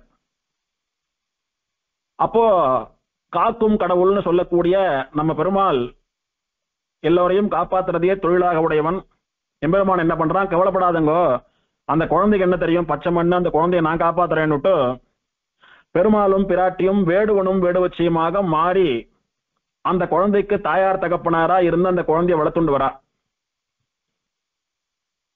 அந்த குழந்தைக்கு பெருமாள் பரமேஸ்வரன் பெயர் வைக்கிறார். அது ராஜவம்சத்திலே வளர்ந்து பின்னால ராஜாவானபடியினாலே பரமேஸ்வர வர்மன் பெயர் அதற்கு. பெருமாளுடைய அனுகிரகத்தினாலே பெருமாள் பிராட்டியால வளர்க்கப்பட்டதுனால அந்த குழந்தை சின்ன வயசுல இருந்தே பெருமாளுடைய தீவிர பக்தனா பரம பாகவதனா இருந்து வருது. வேடுவ வேஷத்திலே இருக்கக்கூடிய பெருமாள் தான் இருக்கக்கூடிய வேஷத்தையும் மறந்து எல்லா கலைகளையும் அந்த குழந்தை கத்துக் கொடுக்கிறார் பெருமாள். கிட்டத்தட்ட 18 கலைகளை பெருமாள் அந்த குழந்தைக்கு சொல்லி வைத்ததாக புராணம் சொல்றது, ஸ்தலபுராணம் சொல்றது. 18 கலைகள், வில்வித்தை அது இதுன்னு ஒரு 18 கலைகள் சொல்லிக் கொடுக்கிறார் பெருமாள் அந்த குழந்தைக்கு குருவாகவும் இருந்து. 18 கலைகளை சொல்லிக் கொடுக்கறதுன்னா அப்படி நுனிப்புள் மேய்வது போல சொல்லிக் கொடுக்கறது இல்லை, நன்னா தீவிரமா இதுவரைக்கும் இந்த 18 கலைகளை யாருக்கும் இப்படி சொல்லிக் கொடுத்திருக்க மாட்டான்னு சொல்லும்படியா சொல்லிக் கொடுக்கிறார். சாட்சாத் பெருமாளே சொல்லிக் கொடுக்கிறாரோ இல்லையோ, ஹயக்ரீவ ரூபியான பெருமாளே சொல்லிக் கொடுக்கிறார் வேடனாக வந்து. அப்படி தீவிரமா அந்த குழந்தை 18 வித்தைகளும் கற்றுக்கொள்வதற்குள்ள அந்த குழந்தையினுடைய ஆயுள் காலம் முடிஞ்சு போறது. ஆயுள் முடிகிற சமயம் எல்லா கலைகளையும் கத்து நிறுத்தோ, அதை பிரயோகப்படுத்த ஆரம்பிக்கல, அதெல்லாம் இன்னும் பிராக்டிக்கல் அப்ளிகேஷனுக்கே வரல, அதுக்குள்ள அந்த குழந்தையினுடைய ஆயுஷ் முடிகிறது. அந்த குழந்தையை பிடிக்கிறதுக்காக யமன் வரான். குழந்தையினுடைய ஆயுள் காலம் இவ்வளவுதான், அதனால யமன் வரான்றதெல்லாம் பெருமாளுக்கு தெரியும், தெரியாதான்னு அவருக்கு. ஆனால் இத்தனை வித்தைகளை இந்த குழந்தைக்கு கத்து கொடுத்திருக்கோம் அப்படின்னா பெருமாள் அந்த குழந்தையை வைத்து எத்தனை காரியம் பண்ணிக்கொள்ள வேண்டும்னு பெருமாளுடைய திருவுள்ளம். அந்த குழந்தை பரம பாகவதனானபடியினாலே அவனிடத்திலே நிறைய கைங்கரியங்கள் பண்ணிக்கொள்ள வேணும், அவன் ஜனங்களை காப்பாற்றணும், நாட்டை ஆளணும், நிறைய கைங்கரியங்கள் பண்ணணும்னு பெருமாள் என்னென்னமோ திருவுள்ளம் பற்றி இருப்பார். ஆனா அந்த குழந்தையினுடைய ஆயுள் இவ்வளவுதான் இருக்கிறபடினால யமன் வந்துட்டான். அவனிடத்துல சொன்னா என்ன பண்ணுவான், சுவாமி அவனுக்கு அவ்வளவுதான் ஆயுள், என்னுடைய கடமையை என்னுடைய கர்மாவை நான் பண்றேன் அப்படின்னுவான். சரி, இதை எப்படி அவனுக்கு புரிய வைக்கலாம்னு பெருமாள் என்ன பண்ணார், யமன் அந்த குழந்தைய நெருங்குற சமயம் பார்த்து பெருமாள் வடக்க தலை வச்சு படுத்துட்டாராம். பெருமாள்னா சாட்சாத் பெருமாள் இல்ல, வேடன் வேஷத்திலே இருக்கக்கூடியதான பெருமாள் வடக்கே தலை வச்சு படுத்துட்டாராம். அந்த குழந்தைய நெருங்கி வந்துட்டு இருந்த யமன் ஒரு நிமிஷம் திடுக்கிட்டு போய் நின்றுட்டானா அப்படியே வழியில. சாதாரணமா மனுஷா எல்லாம் வடக்க தலை வச்சு படுக்க கூடாது, ஆயுள் பங்கம், ஆயுள் குறையும், நல்லது இல்லைன்னு சொல்லுவா. ஆனா மனுஷ ரூபத்துல இருக்கிறச்ச மனுஷாலுடைய தர்மங்களை அனுஷ்டிக்க கூடிய பெருமாளே அந்த மாதிரி வடக்க தலை வச்சு படுக்கிறார் அப்படின்னா ஏதோ வில்லங்க நடக்க போறதுன்னு அர்த்தம். ஆகையினால நாம நம்முடைய காரியத்தை தொடராம அப்படியே நின்று பெருமாளிடத்துல என்ன பண்றதுன்னு கேட்போம்னு யமன், சுவாமி ஏதோ விபரீதம் நடக்க போறாப்புல தெரியறது, தேவல் இப்படி மனுஷ ரூபத்திலே வடக்க தலை வச்சு படுத்துட்டு இருக்கிறது என்னன்னு புரியல, சாதிக்கணும் அப்படின்னு கேட்டான் யமன். பெருமாள் சொன்னார், சாஸ்திரம் எல்லாம் சரி, அவனுக்கு அவ்வளவுதான் ஆயுள் அப்படின்றதெல்லாம் சரி. ஆனால் விசேஷமா என்னுடைய அனுகிரகத்திற்கு பாத்திரபூதனா இருக்கான் அவன். நான் சுதந்திரன், பெருமாள் சுதந்திரன். பெருமாள் எப்ப வேணாலும் எதை வேணாலும் எப்படி வேணாலும் மாத்தலாம். அதுக்குன்னு தடாலடியா பெருமாள் அப்படி அடாவடியா எல்லாம் மாத்திட மாட்டான் எதையும். நல்லதுன்னு வரைச்ச எதை வேணாலும் மாத்திப்பான் பெருமாள். ஒருத்தரை கெடுக்கும்படியா அழிக்கும்படியா வந்ததுன்னா திடீர்னு எதையும் மாத்திக்க மாட்டான் பெருமாள். அது அவனுடைய காருண்யம். அது இப்ப இவனுக்கு ஆயுள் இவ்வளவுன்னு சொல்ற என்ன, அதனால நான் இத்தனை வித்தியைகளை அவனுக்கு எல்லாம் சொல்லி கொடுத்திருக்கேன், அவனை கொண்டு நிறைய காரியம் பண்ணணும்னு நினைச்சுட்டு இருக்கேன், அதனால அவன் வாழணும் அப்படின்னு சொல்லி, இப்போது நீ அவனை பிடிக்காத, அவனுக்கு இப்ப மரணம் கிடையாது, நீ போயிட்டு வான்னு சொல்லவே யமன் சேவிச்சுட்டு போயிடுறான் அங்க இருந்து. தேவரீரே வந்து இவன் காலம் முடிஞ்சுடுத்துன்னு சொல்ற வரைக்கும் நான் இந்த பக்கமே வரமாட்டேன், அவன் தீர்காயுலா இருக்கட்டும்னு சொல்லிட்டு யமன் போயிடுறான் அங்க இருந்து. பின்னால் அந்த குழந்தையானது பரம பாகவதனா இருந்து பெருமாளை பிரத்யட்சமா சேவித்து பெருமாளுடைய அனுகிரகத்தினாலே சரணாகதி பண்ணி வைகுண்டத்துக்கு போச்சுன்றதெல்லாம் வேற விஷயம். இந்த குழந்தை பெருமாளிடத்திலே 18 வித்தியைகளும் கற்றதுனால அதிமேதாவியா அதி புத்திசாலியா வளர்ந்துட்டு வந்தது. இத்தனை நாள் அவர் பெருமாள்னு தெரியாத குழந்தைக்கு அப்பா, நம்ம அப்பா அவனுடைய தொழில் வேடுவ தொழில், வேடுவருடைய பிள்ளை நாமன்னு நினைச்சுட்டு இருக்கு அந்த குழந்தை பரமேஸ்வரவர்மன். சுவாமி எனக்கு ஒண்ணு புரியல, அப்பா எனக்கு ஒண்ணு புரியல, எப்பேற்பட்டவாளையும் யமன் விட்டு வைக்க மாட்டான், அந்த யமன்லாம் ஒரு விஷயமே இல்லைன்ற மாதிரி நீங்க பாட்டுக்கு படுத்துட்டு இருக்கீங்கோ, அதுவும் வடக்க தலை வச்சு படுத்துட்டீங்கோ, வந்தவன் உங்களை பார்த்து கையை கூப்பிடறான் சேவிக்கிறான், நீங்க சொன்ன உடனே என்ன விட்டுட்டு போயிட்டானே, நீங்க உண்மையில யாரு, நிஜமாவே நீங்க என்னுடைய அப்பா தானா வேடுவன் தானா, நீங்க யாருன்னு எனக்கு காட்டி தரணும் அப்படின்னு ஒரு புத்திசாலித்தனமான கேள்வியை கேட்கறது அந்த குழந்தை. இதுக்கு மேல குழந்தைக்கு நாம யாருன்றதை மறைக்க கூடாதுன்னு பெருமாள் சாட்சாத் ஸ்ரீ மகாவிஷ்ணுவா ஸ்ரீமன் நாராயணனா தன்னுடைய சுயரூபத்தை காட்டி கொடுக்கிறார் அந்த குழந்தைக்கு. அப்போ அந்த குழந்தையானது ஏற்கனவே மகாவிஷ்ணு பக்தனா பரம பாகவதனா இருக்கிறபடியினால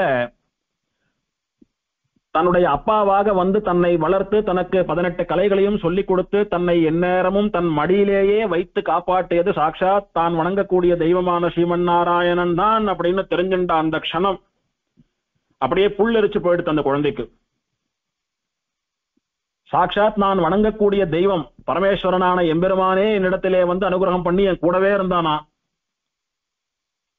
பொழுதன்னைக்கும் எனக்கு விஷயங்கள்லாம் சொல்லிக் கொடுத்தானா அப்படின்னுட்டு அத்தனை சந்தோஷம் அந்த குழந்தைக்கு.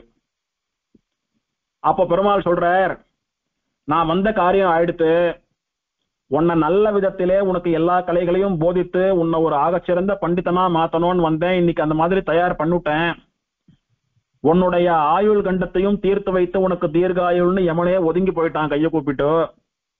இனிமேல் தான் உனக்கு நிறைய காரியங்கள் இருக்கு, இந்த பூலோகத்து பிரஜைகளை எல்லாம் நல்ல முறையிலே தர்ம நெறி தவறாமல் ஆட்சி பண்ணி கொண்டு வர வேண்டும், உன்னுடைய ராஜ்யத்திலே கஷ்டம் குறை அழை என்பதே இருக்கக்கூடாது, யாரும் அழக்கூடாது, யாரும் கஷ்டப்படக்கூடாது, யாரும் வயிறறியக்கூடாது. அப்படியா ராமாவதாரத்திலே நான் பண்ணினது போன்ற ஒரு ஆட்சியை நீ பண்ண வேணும். அதே மாதிரி எனக்கும் நிறைய கோவில் கட்டுறது மண்டபம் கட்டுறது கோபுரம் கட்டுறதுன்னு கைங்கரியங்கள்லாம் பண்ணிட்டு வரணும்.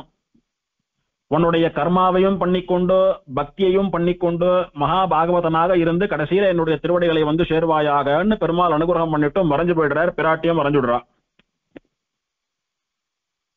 சாட்சாத் வைகுண்டநாதனா சேவை சாதித்த பெருமாளுக்கு இவன் கோவில் கட்டணும்னு நினைக்கிறான். இப்ப ஏற்கனவே அந்த ஊர்ல பல்லவன் வில்லவனுக்கு சேவை சாதித்த சின்ன வைகுண்ட பெருமாள் இருக்கிறதையும் சேவிக்கிறான். அவருடைய திருமேனி பல வருஷங்கள் ஆனதுனால அப்படி சிதிலமா சிதிலமா சிதிலமா சிதிலமா ரொம்ப பின்னமா போயிடுறது. அதனால இனிமேலும் அந்த திருமேனியை வந்து பல வருஷங்களுக்கு பின்னமாகாமல் காப்பாற்ற முடியாதுன்னு தெரிஞ்சுண்டு ஆகம பண்டிதாலை எல்லாம் கூட வச்சுண்டு சிற்ப கலை வல்லுநர்களை எல்லாம் கூட வச்சுண்டு ஆகம சாஸ்திரம் தெரிந்த வைஷ்ணவர்கள் அர்ச்சகர்கள் சிற்பசாஸ்திரம் தெரிந்த சிற்பிகளை எல்லாம் கூட வச்சுண்டு ஒரே பாறையிலே இப்போது இருக்கக்கூடிய வைகுண்ட பெருமாளுடைய விக்கிரகத்தை செதுக்கிறான் லட்சணங்களோடு கூட. கிட்டத்தட்ட இவனுடைய ஆயுள் முழுக்க பெருமாள் உட்கார்ந்த நிலையிலேயே இவனுக்கு 18 கலைகளையும் சொல்லிக் கொடுத்தார். பெருமாள் உட்கார்ந்துட்டு பாடம் சொல்லுவார், இவன் பக்கத்துல உட்கார்ந்துட்டு கேட்டு இருப்பான். அப்படி உட்கார்ந்த கோலத்திலேயே பெருமாளை இவன் வாழ்நாள் முழுக்க அனுபவித்தவன். அதனால அமர்ந்த திருக்கோல பெருமாளிடத்திலே இவனுக்கு அத்தனை ஒரு ஆசை. அதனால இருக்கிறதுலயே பெரிய திருமேனியா அந்த பெருமாளுக்கு பண்ணணும்னுட்டு 3 அடுக்கு கோயில் கட்டணும்னு முடிவு பண்ணினவன் முக்கியமான அடுக்கான கீழடுக்கிலே முதல் அடுக்கிலே பெருமாள் உட்கார்ந்து இருக்கிற நிலையில வீட்டிருந்த திருக்கோலத்திலே வைகுண்டநாதனா பெருமாளை பிரதிஷ்டை பண்ணினான். அந்த பெருமாள் தான் பிரதானமான மூலவர். அவர் தான் நம்ம எல்லாம் சேவிச்சுட்டு இருக்கோம் இன்னைக்கு. 2வது அடுக்கிலே யமன் வந்த போது யமன் இவனுடைய உயிரை பறிக்காமல் இவனை காப்பாத்தினதுக்காக பெருமாள் என்ன பண்ணார்? படுத்துட்டார். அப்படி கிடந்த திருக்கோலத்திலே சேவை சாதித்த பெருமாள் கொஞ்ச காலம் இவனுக்கு சேவை சாதித்தார். யமன் வந்துட்டு போற வரைக்கும், யமன் இவன் உயிரெடுக்காம விட்டுட்டு போற வரைக்கும் சேவை சாதிச்ச ஒரு க்ஷணகால சேவை அது. அந்த சேவையை பெருமாள் சயனித்துக் கொண்டிருக்கக்கூடிய சேவையை ஸ்ரீதேவி பூமி தேவி 2 பேரும் பக்கத்துல இருந்து சுசுரூஷ பண்ண பெருமாள் ஸ்ரீரங்கநாதனை போல ஆதிசேஷ தல்பத்திலே சயனித்துக் கொண்டிருக்கக்கூடியதான சேவையை 2வது அடுக்குல பண்றான், மேல நடுவடுக்குல. அதுக்கும் மேல உங்களை பார்த்து யமனே பயப்பட்டு போறானே, உண்மையில நீங்க யாருன்னு கேட்ட போது பெருமாள் நின்ற திருக்கோலத்திலே தன்னுடைய உண்மையான ஸ்வரூபத்தை காட்டி கொடுத்தார், நிஜமான ஸ்வரூபத்தை காட்டி கொடுத்தார். அப்போ சாட்சாத் பெருமாள் ஸ்ரீமன் நாராயணனா நின்ன திருக்கோலத்துல சேவை சாதிச்சபடியினாலே அந்த திருக்கோலத்தை மேலடுக்கான 3வது அடுக்கிலே நின்ன திருக்கோலத்தோடு கூட பெருமாளுக்கு சேவையை ஏற்படுத்தினான், விக்கிரகத்தை பிரதிஷ்டை பண்ணினான் அப்படின்னு சொல்றான். அமர்ந்த திருக்கோலம், சயன திருக்கோலம், நின்ற திருக்கோலம் அப்படின்னுட்டு 3 திருக்கோலங்களிலே பெருமாளுக்கு சன்னதியை ஏற்படுத்தியதாக ஆச்சரியமா சொல்லப்படுறது. இன்னைக்கும் நாம் எல்லாம் சேவிச்சுட்டு இருக்கோம். பெருமாள் இந்த பரமேஸ்வரவர்மனுக்கு 18 கலைகளை போதித்ததனுடைய அடையாளமாக இவன் இந்த பெருமாள் சன்னதிக்கு 18 யானைகளை தானம் பண்ணினான் அப்படின்னு கல்வெட்டு தெரிவிக்கிறதுன்னு சொல்றா. பெருமாள் சன்னதிக்கு 18 யானைகளை தானமாக கொடுத்திருக்கான். அப்படியாக ஆச்சரியமாக இந்த திவதேசத்திலே இந்த பரமேஸ்வரவர்மனாலே பெருமாளுக்கு 3 நிலைகளிலே கோவில் ஏற்படுத்தப்பட்டு ஆச்சரியமான வேலைப்பாடோட கூட ஒரே கல்லிலே செதுக்கப்பட்ட சிற்பத்திலே திருமேனிகள் அமைக்கப்பட்டு 2-3 பிராகாரங்களோட ஆச்சரியமான குடைவரை கோயில் அமைப்பிலே கோயில் ஏற்படுத்தப்பட்டு பெருமாளுடைய ராமாவதார லீலை, கிருஷ்ணாவதார லீலை, நிருசிம்மாவதார லீலைன்னு சொல்லக்கூடிய பெருமாளுடைய விபவாவதார திருக்கோலங்களை எல்லாம் கூட சிற்பத்திலே செதுக்கப்பட்டு ஒரு ஸ்ரீவைகுண்டத்தை போலவே ஆச்சரியமா பெரிய புஷ்கரணியோடு கூட இவன் பண்ணின அந்த அர்ப்பணிப்பு தான் இன்னைக்கு பரமேஸ்வர விண்ணகரம்னு சொல்லக்கூடிய திருக்கோயிலாக நமக்கெல்லாம் சேவை சாதிக்கிறது. கீழடுக்குல இருக்கக்கூடிய பெருமாளுக்கு மூலவர் உற்சவர் 2 பேருக்கும் வைகுண்டநாதன் தான் திருநாமம்னு பார்த்தோம். நடு அடுக்குல ரங்கநாதனா பெருமாள் சேனிச்சுட்டு இருக்காரு, அவர் மூலவருக்கு ரங்கநாதன் பெயர். அவருக்கு ஒரு உற்சவர் உண்டு. அந்த உற்சவருக்கு வரம் தரும் மாமணி வண்ணன் திருநாமம். வரம் தரும் மாமணி வண்ணன். அந்த பெருமாளையும் திருமங்கையாழ்வார் தன்னுடைய பாசுரத்துல மங்களாதாசனம் பண்றார். அந்த பெருமாளை சேவிக்கிறது விசேஷம். இப்ப 3வது தளத்தில் இருக்கக்கூடிய பெருமாளை தான் சேவிக்கிறதுக்கு பிராப்தம் இல்லை நமக்கு. இப்படி ஆச்சரியமா இந்த ஸ்தலத்தினுடைய ஸ்தலபுராணம் 2 பாகமா இருக்கு. இந்த திருக்கோயிலுடைய சிறப்புகள்னு பார்த்தா மகாபலிபுரத்தை போல நல்ல அழகிய நுணுக்கமான வேலைப்பாடுகளுடன் கூடிய சிற்பங்கள் நிறைய உண்டு. ஸ்தவத்துல செதுக்கப்பட்ட சிற்பங்களும் உண்டு. அதெல்லாம் அனுபவிச்சு சேவிக்க வேண்டிய விஷயம். இங்கே பெருமாள் 18 கலைகளை போதித்து இவனுக்கு சாட்சாத் ஒரு ஆச்சாரியனா குருவா இருந்தபடியினாலே பெருமாள் இவனுக்கு சேவை சாதித்து வரம் கொடுத்துட்டு மறைஞ்சு வைகுண்டம் போனதுக்கு அப்புறமும் கூட இந்த ராஜா வாழ்நாள் முழுக்க எந்த ஒரு நல்ல காரியம் பண்றதுனாலும், எந்த ஒரு சண்டைக்கு போறதுனாலும், எந்த ஒரு முக்கியமான காரியம் பண்றதுனாலும் பெருமாளை ஆச்சாரியனா பாவிச்சு பெருமாள் இடத்துல பிரார்த்திச்சுண்டு குருவினுடைய அனுகிரகத்தை பெற்றுக்கொண்டுதான் போவானாம். அப்படி தன்னுடைய ஆச்சாரியனான இந்த வைகுண்ட பெருமாளுடைய அனுகிரகத்தினால போய் இவன் சாதிக்காத காரியமே கிடையாதும். ஆச்சாரியனான பெருமாளுடைய அனுகிரகத்தினாலே இவன் பண்ணினது அத்தனையும் வெற்றி பெற்றதும். அவனுடைய வீர தீர பராக்கிரமங்கள், அவன் எங்க யாரையெல்லாம் ஜெயிச்சான்னு திருமங்கை ஆழ்வார் இந்த 10 பாசுரங்கள்ல பாடுறார். பொதுவா ஆழ்வார்கள்லாம் ராஜாக்கள் எல்லாம் ரொம்ப பாட மாட்டா. ஒரே ஒரு குறிப்பு சொல்லுவா, இந்த ராஜா கட்டின கோவில் அப்படின்னு வேணா சொல்லுவா. ஏன்னா கோவில் நமக்காக கட்டி வச்சானோ இல்லையா, அந்த உபகாரத்துக்காக, அந்த உபகார ஸ்மிருதி, இந்த ராஜா பண்ணின உபகாரத்தை உதவியை நன்றியோடு நினைக்க வேண்டும் என்பதற்காக சொல்றதுன்றது உண்டு. ஆனா இங்க கிட்டத்தட்ட ஒரு 4-5 பாசுரங்கள்ல இந்த ராஜாவை பத்தி ரொம்ப பிரசம்சிக்கிறார் ஆழ்வார், வர்ணிக்கிறார். காரணம் என்னன்னா, இவன் ராஜான்றது காரணம் இல்ல, சாட்சாத் பெருமாள் பிராட்டியாலே தங்களுடைய சொந்த குழந்தையாக வளர்க்கப்பட்ட பாகவதோத்தமன் ஒண்ணு. வாழ்நாள் முழுக்க பெருமாளே 18 கலைகளை போதித்த ஆச்சாரியனாக இருந்த குழந்தைன்றது 2. யமனிடத்திலேருந்து அந்த பெருமாள் அந்த குழந்தையை காப்பாத்தி தீர்காயுச கொடுத்து நிறைய கைங்கரியங்களை எல்லாம் நியமிச்சுட்டு போனார். அதன்படி அந்த குழந்தை வாழ்ந்ததுன்றது 1. எல்லாத்துக்கும் மேல நாமெல்லாம் இந்த காலத்திலையும், குறிப்பா திருமங்கையாழ்வார் அவருடைய காலத்திலையும் சேவிக்கும்படியாக 3 நிலைகளிலே பெருமாளை பிரதிஷ்டை பண்ணி வைத்தான் அப்படின்னு இந்த பல நன்றி கடன்களை கொண்டு ஒரு பரம பாகவதோத்தமனாக பெருமாளுடைய பூர்ண அனுகிரகத்தை பெற்ற ஒரு ஸ்ரீ வைஷ்ணவனா அந்த ராஜாவை கொண்டாடுறார் ஆழ்வார். தேர்மண்ணு தென்னவனை முனையில் செருவில் திரள்வாட்டிய தின்சிலையோன் பார்மண்ணு பல்லவர் கோன் பணிந்து வரும் பரமேச்சுரவின் நகரமதுவே. அந்த பல்லவர் கோனான பல்லவ ராஜாவான பரமேஸ்வரவர்மன் சேவித்த பெருமாள் அப்படின்னு ஒரு வரியில சொல்ல வேண்டியிருக்க 3 வரியிலே அந்த ராஜாவினுடைய பெருமைகளை தெரிவிக்கிறார் ஆழ்வார். பெருமாளுடைய அருமை பெருமைகளை எல்லாம் நாம கொண்டாடுவது போலவே பெருமாளுடைய அடியவர்களான பாகவதாளுடைய அருமை பெருமைகளையும் கொண்டாட வேணும் என்பதை ஆழ்வார் நமக்கெல்லாம் காட்டிக் கொடுக்கிறார். பகவத் சிந்தனம் போலே பாகவத சிந்தனமும் நமக்கெல்லாம் ஸ்வரூபம் அப்படின்னு பெரியவா சொல்லுவா. பெருமாளுடைய கல்யாண குணங்கள், அவதாரங்கள், கதைகள் இதையெல்லாம் நாம் அனுபவிக்கிறது போல பாகவதர்களான ஆழ்வாராச்சாரியாளுடைய வைபவங்களையும் அனுபவிக்க வேணும். அது போல மகாபாகவதனா மகாபக்தனா இருந்த இந்த ராஜா ஒரு ஸ்ரீ வைஷ்ணவனானபடியினாலே அவனுடைய வீர தீர பராக்கிரமங்களை எல்லாம் ஆழ்வார் கொண்டாடுறார். அப்படி ஆழ்வாருடைய மங்களாசாசனத்துக்கு உட்பட்ட ஒரு ஏற்றம் இந்த ராஜாவுக்கு உண்டு. அந்த சன்னதி சுத்தி இருக்கக்கூடிய சிற்ப வேலைப்பாடுகளை நன்னா உத்து கவனிச்சுண்டே வந்தோமானா பெருமாள் அந்த பரமேஸ்வரவர்மனுக்கு சாஸ்திரங்களை எல்லாம் போதிக்கக்கூடிய சிற்பங்களும் உண்டு. அங்க ரொம்ப நேர்த்தியா பண்றா. பெருமாள் உட்கார்ந்து பாடம் சொல்லுவார், இவன் பக்கத்துல உட்கார்ந்து பாடம் கேட்டு இருப்பான். அப்படி ஆச்சரியமா அந்த சிற்பங்கள் எல்லாம் உண்டு. ரங்கநாதர் இருக்கார் பாருங்க மேல, அந்த உள் பிரகாரத்துக்கு போனோமானா ஹிரண்யவதம் பண்ணக்கூடிய நிருசிம்மருடைய சிற்பம், நரகாசுரவதம் பண்ணக்கூடிய கிருஷ்ணனுடைய சிற்பம், வாலிவதம் பண்ணக்கூடிய ராமனுடைய சிற்பம், இதெல்லாம் அப்படியே சாட்சாத்தா நேர்ல பாக்குறது போல தத்ரூபமா செதுக்கி வச்சிருக்கா கல்லுல. அது மட்டுமல்லாமல் இந்த கீழ்த்தலத்துல வைகுண்ட பெருமாள் மூலவர் இருக்கார் பாருங்க, அவர் சன்னதிக்கும் அதுக்கு முன்னாலே இருக்கக்கூடிய முன் மண்டபத்துக்கும் இடையில ஒரு சின்ன பள்ளம் போல இருக்கும்.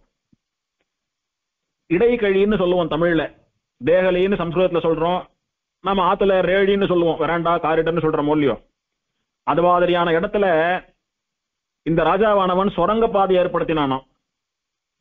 அந்த சுரங்கப்பாதையானது இந்த ராஜா தினம் வந்து சேவிக்கக்கூடிய இந்த பரமேஸ்வர விண்ணகரம்னு சொல்லக்கூடிய வைகுண்ட பெருமாள் சன்னதியில இருந்து அவன் ராஜ்யம் பண்ணக்கூடிய மகாபலிபுரம் வரைக்கும் பாதாள மார்க்கமாக போகக்கூடிய சுரங்கம் அப்படின்னு தெரிகிறது. இந்த சுரங்கத்தை வெள்ளையர்கள்லாம் தேடி வந்தாலாம். தேடி வந்து இதை அழிச்சுடணும் அப்படின்னு வந்த போது பரம பக்தனான ராஜா பண்ணின சுரங்கத்தை அழிய விடக்கூடாதுன்னு பொதுமக்கள்லாம் அங்க அப்படி ஒரு சுரங்கமே இல்லாதபடிக்கு அதனுடைய வாயை அடைச்சு அதை அப்படி மறைச்சுட்டா அப்படின்னு சொல்றா. அந்த மாதிரி ரொம்ப விசேஷமான ஒரு ரொம்ப பிராச்சீனமான புராண காலத்து திவ்யதேசங்கள்ல இருக்கக்கூடியதான அமைப்புகள்லாம் இந்த கோவில்ல உண்டு. அந்த சுரங்க பாதையை ஒரு கல் பாலத்தை கொண்டு மூடிட்டா அப்படின்னு சொல்றா. அந்த கல் பாலத்தை இன்னைக்கும் உத்து பார்த்தா கண்ணுல பார்க்கலாம்னு சொல்றா. அவ பண்ண நேர்த்தி சுரங்கப்பாதையை தேடி கண்டுபிடிக்கிறதுக்காக வந்த வெள்ளையன் தேடி தேடி பார்த்துட்டு யாரோ பொய் சொல்றா, இங்க சுரங்கப்பாதையே இல்லைன்னு ரெக்கார்டு எழுதிட்டு போயிட்டானா. அத்தனை நேர்த்தியா பண்றா. அப்பேற்பட்டதான நிறைய சிறப்புகள்லாம் உடைய திவ்யதேசம் இது. இத்தனை சிறப்புகள் இருக்கிறதுனாலதான் ஆர்கியாலஜிக்கல் டிபார்ட்மெண்ட், தொல்பொருள் ஆராய்ச்சி துறை அவளுடைய கண்ட்ரோல் எடுத்துட்டு இருக்கா. ஏன்னா காலகாலத்துக்கும் திருப்பணி பண்றேன், அது பண்றேன், இது பண்றேன்னு இந்த பிராச்சீனமான சிற்பக்கலை வேலைப்பாடுகள்லாம் செதஞ்சு போயிடக்கூடாது, காலத்துக்கும் காப்பாற்றணுன்றதுக்காக அவ எடுத்துட்டு இருக்காது. இப்ப இந்த பெருமாளுக்கு உற்சவங்கள் அப்படின்னு பார்த்தால் பெருமாளுடைய ஜன்ம நட்சத்திரம் பெருமாளுடைய திரு அவதாரம் வைகாசி மாசம் புனர்வசு நட்சத்திரம். அதனால வைகாசி புனர்வசு அன்னைக்கு தீர்த்தவாரி ஆகும்படியாக பிரம்மோற்சவம், 10 நாள் பிரம்மோற்சவம். இப்ப பெருமாள் பாலாலயத்தில் இருக்கிறபடினால இந்த வருஷம் உற்சவம் இல்லைன்றது ஒண்ணும். அப்படி இல்லைன்னா சாதாரணமா பெருமாளுக்கு 10 வேளையும் 10 நாளும் 2 வேளையும் உற்சவம் உண்டு. பிரம்மோற்சவத்தை தவிர பிரதானமான உற்சவம் அப்படின்னா ஸ்ரீவைகுண்ட ஏகாதசி உற்சவம். இதெல்லாம் இங்க முக்கியமான உற்சவங்கள். ஆழ்வாருடைய அனுபவம் அப்படின்னு பார்த்தால் ஸ்ரீரங்கத்து பெருமாளை மங்களாசாசனம் பண்றது போலவே இந்த வைகுண்டநாதன் ஆழ்வார் மங்களாசாசனம் பண்றார். இந்த லோகத்திலே தத்துவங்கள்னு என்னென்னலாம் உண்டோ அதெல்லாம் இந்த பெருமாள் தான். பிரளய காலத்திலே அத்தனையும் தன்னுடைய வயிற்றிலே வைத்து அடக்கியவன், காப்பாற்றியவன், பிறகு சிருஷ்டித்தவன் அப்படின்னுட்டு பெருமாளுடைய பெருமைகளை எல்லாம் சொல்லி அந்த பெருமாள் தான் இங்க பரமேஸ்வர விண்ணகரத்துல எழுந்தருளி இருக்கிறான் அப்படின்னு கொண்டாடுறார். பெருமாளை புகழ்வது போலவே கிட்டத்தட்ட 4-5 பாசுரங்கள்ல அந்த பாகவதோத்தமனான ராஜாவையும் புகழறார். முதல் பாசுரத்திலே பல்லவன் வில்லவன் என்று உலகில் பலராய் பல வேந்தர் வணங்கு கழல் பல்லவன் மல்லையர்கோன் பணிந்த பரமேஸ்வர விண்ணகரம் அதுவேன்னு இந்த பரமேஸ்வரவர்மனுக்கும் முன்னாலே பெருமாள் யாருக்கு அனுகிரகம் பண்றதுக்காக இங்க அஸ்வமேதையாக பூர்ணாகுதியில் ஆவிர்பவித்தாரோ அந்த ஜெய விஜயாலனுடைய அம்சமான பல்லவன் வில்லவன் அப்படின்ற 2 ராஜாக்கள் இந்த லோகத்திலே இருக்கக்கூடிய பல அரசர்களும் அவளுடைய திருவடியில இவா தலையை வச்சு சேவிக்கிறாளாம். உலகில் பலராய் பலவேந்தர் வணங்கு கழல் பல்லவன். பல்லவன் வில்லவன் ராஜா வந்துட்டா 2 பேரும் வரா அப்படின்னா பெரிய மகாவீரால், பெரிய ராஜாக்கள், பெரிய சக்கரவர்த்திகள்ன்றது ஒண்ணும். சாட்சாத் பகவானுடைய பக்தர்களான பாகவதோத்தமர்கள் அவளுக்கு பெருமாளே பிரத்யட்சமா சேவை சாதிச்சிருக்கான், வரம் கொடுத்திருக்கான்றது 2. ஆகையினாலே எப்படி பார்த்தாலும் அவளை வணங்கணும்னு பாக்குற ராஜாக்கள்லாம் தங்களுடைய கிரீடத்தை கழட்டி அவளுடைய திருவடிகளில் வச்சு சேவிக்கிறாளாம், தலையை வச்சு சேவிக்கிறாளாம் காலில். அப்பேற்பட்ட பல்லவ ராஜாக்கள் மல்லையர்கோன், திருக்கடல் மல்லைன்னு சொல்லக்கூடிய திவ்யதேசம் மகாபலிபுரம் இருக்கிறது, அதை தலைநகராக கொண்டு ஆண்ட ராஜா. மல்லையர் அப்படின்னா அந்த திருக்கடல் மல்லையிலே வசிப்பவர்கள், அவர்களுடைய கோன், அவளுக்கு ராஜாவான பல்லவ மன்னன் பணிந்த பரமேஸ்வர விண்ணகரம் அதுவே. அவன் சேவித்து நிறைய கைங்கரியங்கள் பண்ணின திவ்யதேசம் அப்படின்னு அந்த ராஜாக்களை கொண்டு அந்த திவ்யதேசத்தை ஆழ்வார் கொண்டாடுறார். 2வது பாட்டுல பார்த்தால் தடமாமதில் சூழ்ந்து அழகாய கட்சி தேர்மண்ணு தென்னவனை முனையில் செருவில் திரள்வாட்டிய தென்சிலையோன். காஞ்சி மண்டலத்து ராஜாவை தன்னுடைய வில்லுக்கு இலக்காக்கி ஒரு வில்லாலே அவன் கதையை முடித்து அவனுடைய அராஜகமான ஆட்சியை முடித்து வைத்து காஞ்சி மண்டலத்தையும் தன்னுடைய கட்டுப்பாட்டுக்குள்ளே கொண்டு வந்த பார்மண்ணு பல்லவர்கோன், உலகமே போற்றும்படியாக வாழ்ந்த பல்லவ ராஜாவானவன் பணிந்த கைங்கரியம் பண்ணின வணங்கிய பரமேஸ்வர விண்ணகரம் அப்படின்னு திரும்ப 2வது பாட்டிலே அவனுடைய பெருமையை சொல்றார். 3வது பாட்டுல உரம் தரு மெல்லனை பள்ளி கொண்டான் அப்படின்னுட்டு அப்படி மெத்து மெத்துன்னு புசு புசுன்னு இலவம் பஞ்சு போல இருக்கக்கூடிய மெத்தை, திருவனந்தாழ்வான்னு சொல்லக்கூடிய மெத்தை, அந்த திருவனந்தாழ்வான்னு சொல்லக்கூடிய பாம்பு படுக்கையின் மேலே பள்ளி கொண்டான் அப்படின்னுட்டு 2வது அடுக்கிலே சயனித்துக் கொண்டிருக்கக்கூடிய ரங்கநாதனை மங்களாதாசனம் பண்ணி ஒரு கால் முன்னம் மாவுருவாய் கடலுள் வரம் தரு மாமணி வண்ணனிடம் அப்படின்னுட்டு அந்த பெருமாளுக்கு வரம் தரும் மாமணி வண்ணன் அப்படின்னு பெயர் சூட்டுறார் ஆழ்வார். மெல்லனை பள்ளி கொண்டான் அப்படின்னுட்டு பள்ளி கொண்டபடினாலே மூலவருக்கு ரங்கநாதன் பெயர், ஆழ்வார் கொடுத்த பெயரை பள்ளி கொண்டான்ற பெயரை ரங்கநாதன் சூட்டிருக்கா. வரம் தரும் மாமணி வண்ணன் அப்படின்றத உற்சவருக்கு சூட்டியிருக்கா. அப்படி ஆழ்வாராலே மங்களாசாசனம் பண்ணப்பட்ட பெருமாள் வரம் தரும் மாமணி வண்ணனும் கூட. அந்த பாட்டிலையும் பல்லவர் கோன் பணிந்த பரமேஸ்வர விண்ணகரம் அதுவேன்னு திரும்ப அந்த பல்லவராஜாவினுடைய பெருமையை சொல்லி இருக்கிறார். ஒரு சின்ன ரசம் நன்னா வயிறு முட்டை சாப்பிட்டு உட்கார்ந்து இருக்கிறவால, என்ன சுவாமி பிரம்மாண்டமா எழுதிருக்கீர், நன்னா சாட்டியர் போட்டிருக்கேன், நிறைய போயிருக்கும் போட்டிருக்கேன் உள்ளன்னு தமாஷா சொல்றது உண்டு. இங்க பெருமாள் அத்தனை கொழு கொழுன்னு இருக்கான் பெருமாள். அப்படி உயரமா பாண்டவ தூதனாட்டமா உலகளந்த பெருமாள் ஆட்டமா உசரமா இருந்து நன்னா பெரிய திருமேனியோட இருந்தா கூட பரவாயில்ல, அவன் திருமேனிக்கு ஏத்த கணம் அப்படின்னு சொல்லலாம். ஆனா திட்டமான உயரம் தான். ஆனா பெருமாள் அப்படி கொழுக்கு முழுக்குன்னு மலை போல இருக்கானே, அப்படி எண்ணத்தை சாட்டு அப்படி கொழுக்கு முழுக்குன்னு உட்கார்ந்துட்டு இருக்கான் அப்படின்னா, அண்டமும் என் திசையும் நிலனும் அலை நீரொடுவான் எரிகால் முதலா உண்டவன். அண்ட சராசரங்களையும் சாட்டானா, மொத்த அண்டங்களும் பெருமாள் வயிற்றுக்குள்ள இருக்கு. இப்போ என் திசையும் 8 திசைகளையும் கூட அப்படியே ஒரு கையாலே சுருட்டி வாயில போட்டுட்டான் பெருமாள். அதெல்லாம் பெருமாள் வயத்துல இருக்கு. நிலனும் இந்த பறந்து விரிந்த நிலப்பரப்பு மொத்தம் பூமி முழுக்க பெருமாள் வயத்துல இருக்கு. அலை நீரோடு நிலம் மட்டுமல்லாமல் சமுத்திரமயமாக இருக்கக்கூடிய அத்தனை சமுத்திர ஜலமும் கூட பெருமாளுடைய திருவயிற்றிலே உண்டு. வான் ஆகாசம் முழுக்க பெருமாள் வயத்துல உண்டு. எரி அக்னி பெருமாள் வயத்துல, காற்று பெருமாள் வயத்துல. இத்தனையும் சாட்டுதான் இப்படி கொழுக்கு முழுக்குன்னு அசையாம நன்னா அழகா உட்கார்ந்துட்டு இருக்கான் பெருமாள் அப்படின்னு அனுபவம். அண்டமும் என் திசையும் நிலனும் அலை நீரோடு வான் எரி கால் முதலா உண்டவன், எல்லாத்தையும் சாட்டவன். அப்ப கூடத்தான் அனுபவிச்சமோ இல்லையோ. காரேழ் கடலேழ் மலையேழ் உலகேழ் இவையுண்டும் ஆறாதென்றிருந்தானை கண்டது அப்படின்னுட்டு இத்தனை சாட்டும் 1008 ஸ்ரீ வைஷ்ணவாளுக்குரிய ததியாராதனைய சாட்டும் இன்னும் 1000 அப்பங்கள் வேணும்னு கேட்டு படுத்துட்டு இருக்க பெருமாள் அப்படின்னு அனுபவிக்கிறது போல சாதமே நன்னா சாட்டு நிறைய சாட்டோமானா அப்படி மலை போல உட்கார்ந்துக்கிறோம் அசைய முடியாம. அண்ட சராச்சரங்கள் பஞ்சபூதங்கள் சமுத்திரம் பூமி எல்லாத்தையும் சாட்டான் பெருமாள். அதனால அப்படி கொழுக்கு முழுக்க உட்கார்ந்துட்டு இருக்கான்னு அனுபவிக்க வேண்டியது பெருமாளை அப்படின்னு தொடர்ந்து பெருமாள் அப்படி வர்ணிச்சுட்டே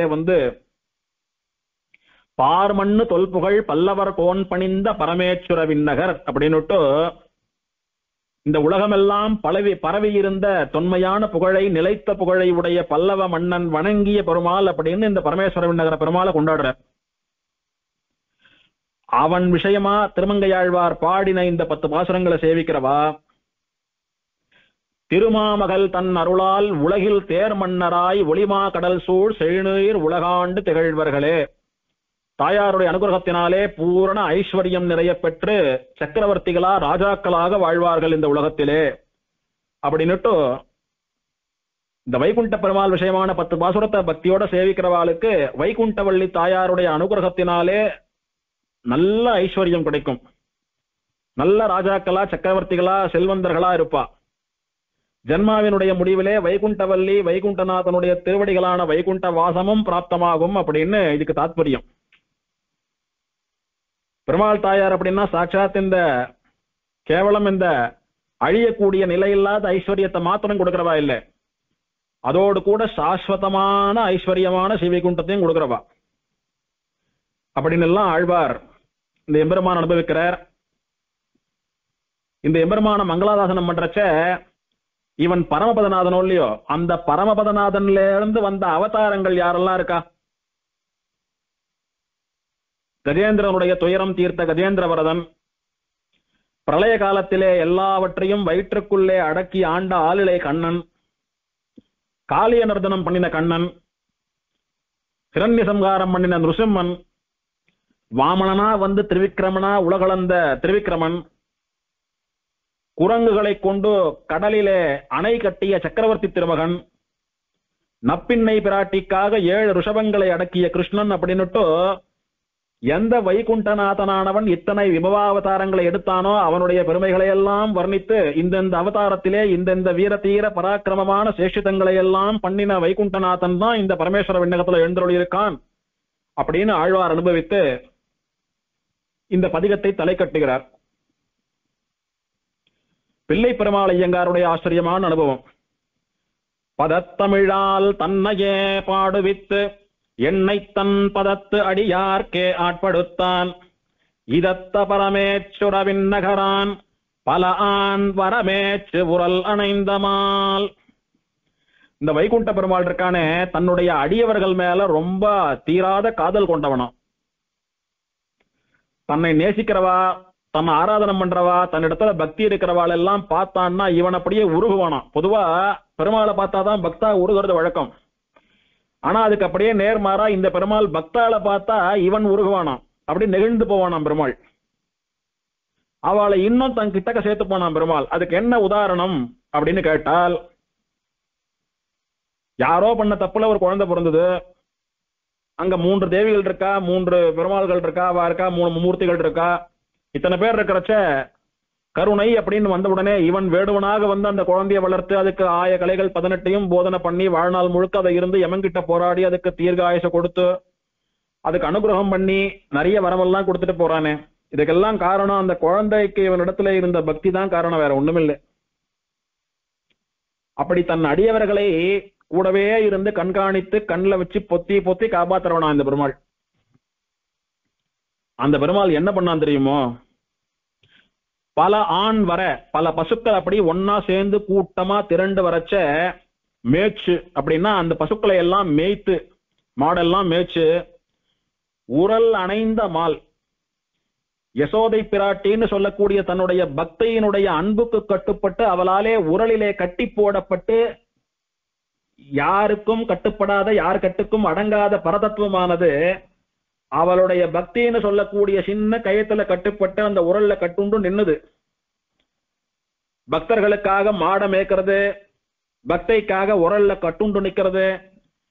அப்படி அவதார காலங்களிலேயே அடியவர்களுக்காக அப்படியே இறங்கி வந்து அவளுடைய ஹிருதயத்தை வசீகாரம் பண்ண பெருமாள் விபவாவதாரத்தில் மட்டுமல்ல அர்ச்சாவதாரத்திலும் கூட அடியவர்களுக்கு இறங்கி வந்து அனுகிரகம் பண்றான். காரணம் என்ன தெரியுமோ? இதத்த பரமேஸ்வர விண்ணகரான். பக்தர்களுடைய ஹிதம் உன்னையே முக்கியமான நோக்கமாக கொண்ட பரமேஸ்வர விண்ணகரத்தவன். இதம் அப்படின்னு தமிழ்ல சொல்றது, சம்ஸ்கிருதத்துல ஹிதம்னு சொல்றோம். சம்சார சாகரத்துல சிக்கி தவிச்சுட்டு இருக்கிற ஜீவர்களுக்கு எது ஹிதம்னு தெரிஞ்சுண்டு அப்படி சம்சாரம் சொல்லக்கூடிய புதக்குழியில அப்படியே சிக்கின்டுடுத்து ஜீவன் என்ன பண்றது? இவன் தான் அப்படி சம்சார சாகரத்தில இருந்து அவளை கரை சேர்க்கக்கூடிய ஒரு கப்பல் போலே படகு போலே அந்த சம்சாரத்துல மாட்டி உள்ள போயிட்டு இருக்கிற ஜீவனை கை கொடுத்து அப்படியே மேல இழுத்து போடணும் வைகுண்டத்துல. அப்படி அவளுடைய ஹிதத்தை மட்டுமே நினைக்கக்கூடிய பரமேஸ்வர விண்ணகரிலே எழுந்தருளி இருக்கக்கூடிய பெருமாள் என்ன பண்ணினான் தெரியுமா? பதத்தமிழால் தன்னையே பாடுவித்து என்னை தன் பதத்து அடியார்க்கே ஆட்படுத்தான். அடியவர்களுக்காக இறங்கி வந்து உருகிறவன், அடியவர்களை உருகி உருகி நேசிக்கிறவன், அடியவர்கள் கூடவே இருந்து அவளுக்கு காரியம் பண்றவன் எல்லாம் சொல்லிட்டார். இவரும் அந்த பெருமாளுடைய அடியவர் தானே. இந்த பிள்ளை பெருமாள் எங்காரும் வைகுண்ட பெருமாளுடைய தீவிரமான அடியவர் தானே. அப்ப இவருக்கு என்ன இறங்கி வந்து காரியம் பண்ணா அப்படின்னா, ஆச்சரியமான தமிழ் பாசுரங்களாலே தன்னை பாடுவிக்கும்படியா என்ன பண்ணினான். ஐயங்கார் சொல்றார், எனக்கு பாடவெல்லாம் தெரியாது, எனக்கு தமிழே தெரியாது, பாசுரமும் பாட தெரியாது. ஆழ்வார்கள் பாடின அத்தனை ஒசந்த தமிழிலே என்னை பாசுரம் பாட வைத்தது யார் தெரியுமா? இந்த வைகுண்டநாதன் தான். பாடவே தெரியாத என்ன ஆச்சரியமான தமிழ் பாசுரங்களால பாட வைத்தான். அவனுடைய அனுகிரகத்தினாலே தான் அஷ்ட பிரபந்தம்னு 8 பிரபந்தங்களை பாடினேன். அப்படி பாட வைத்து என்ன பண்ணினான் தெரியுமா? என்னை தன் பதத்து அடியார்க்கே ஆட்படுத்தான். நான் அவனை சேவிச்சதனுடைய பலனா அவனுடைய அடியவர்களுக்கு என்னை பக்தனாக்கினான். இது ஸ்ரீ வைஷ்ணவ ஸ்வரூபம். எம்பெருமானுக்கு மட்டும் அடியவனாக இல்லாமல் அவனுடைய அடியவர்களுக்கும் கூட அடியவர்களாக இருக்க வேண்டும்.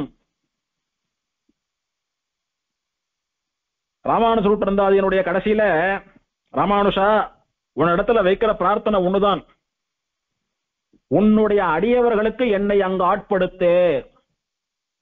ராமானுஷனுடைய தாசனாக மட்டுமல்லாமல் ராமானுஷ தாசர்களான வைஷ்ணவர்கள் பாகவதோத்தமர்கள் எல்லாருக்கும் நான் அடிமையாக இருக்க வேணும் அப்படின்னுட்டு அடிமைத்தனத்தினுடைய எல்லை நிலம் பகவானுக்கு மட்டுமல்லாமல் பகவானுடைய அடியவர்களுக்கும் அடிமையாக இருக்க வேண்டும் என்கிற தத்துவம் ஸ்ரீ வைஷ்ணவ லட்சணம்.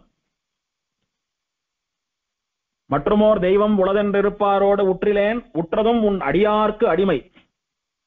பெருமாளுக்கு அடிமையா இருக்குதுன்றது அது நம்மளுடைய தலையெழுத்து. பிரம்மாவோ இந்திரனோ ருத்ரனோ யாரா இருந்தாலும் பெருமாளுக்கு அடிமையாகத்தான் இருந்தாக வேண்டும்.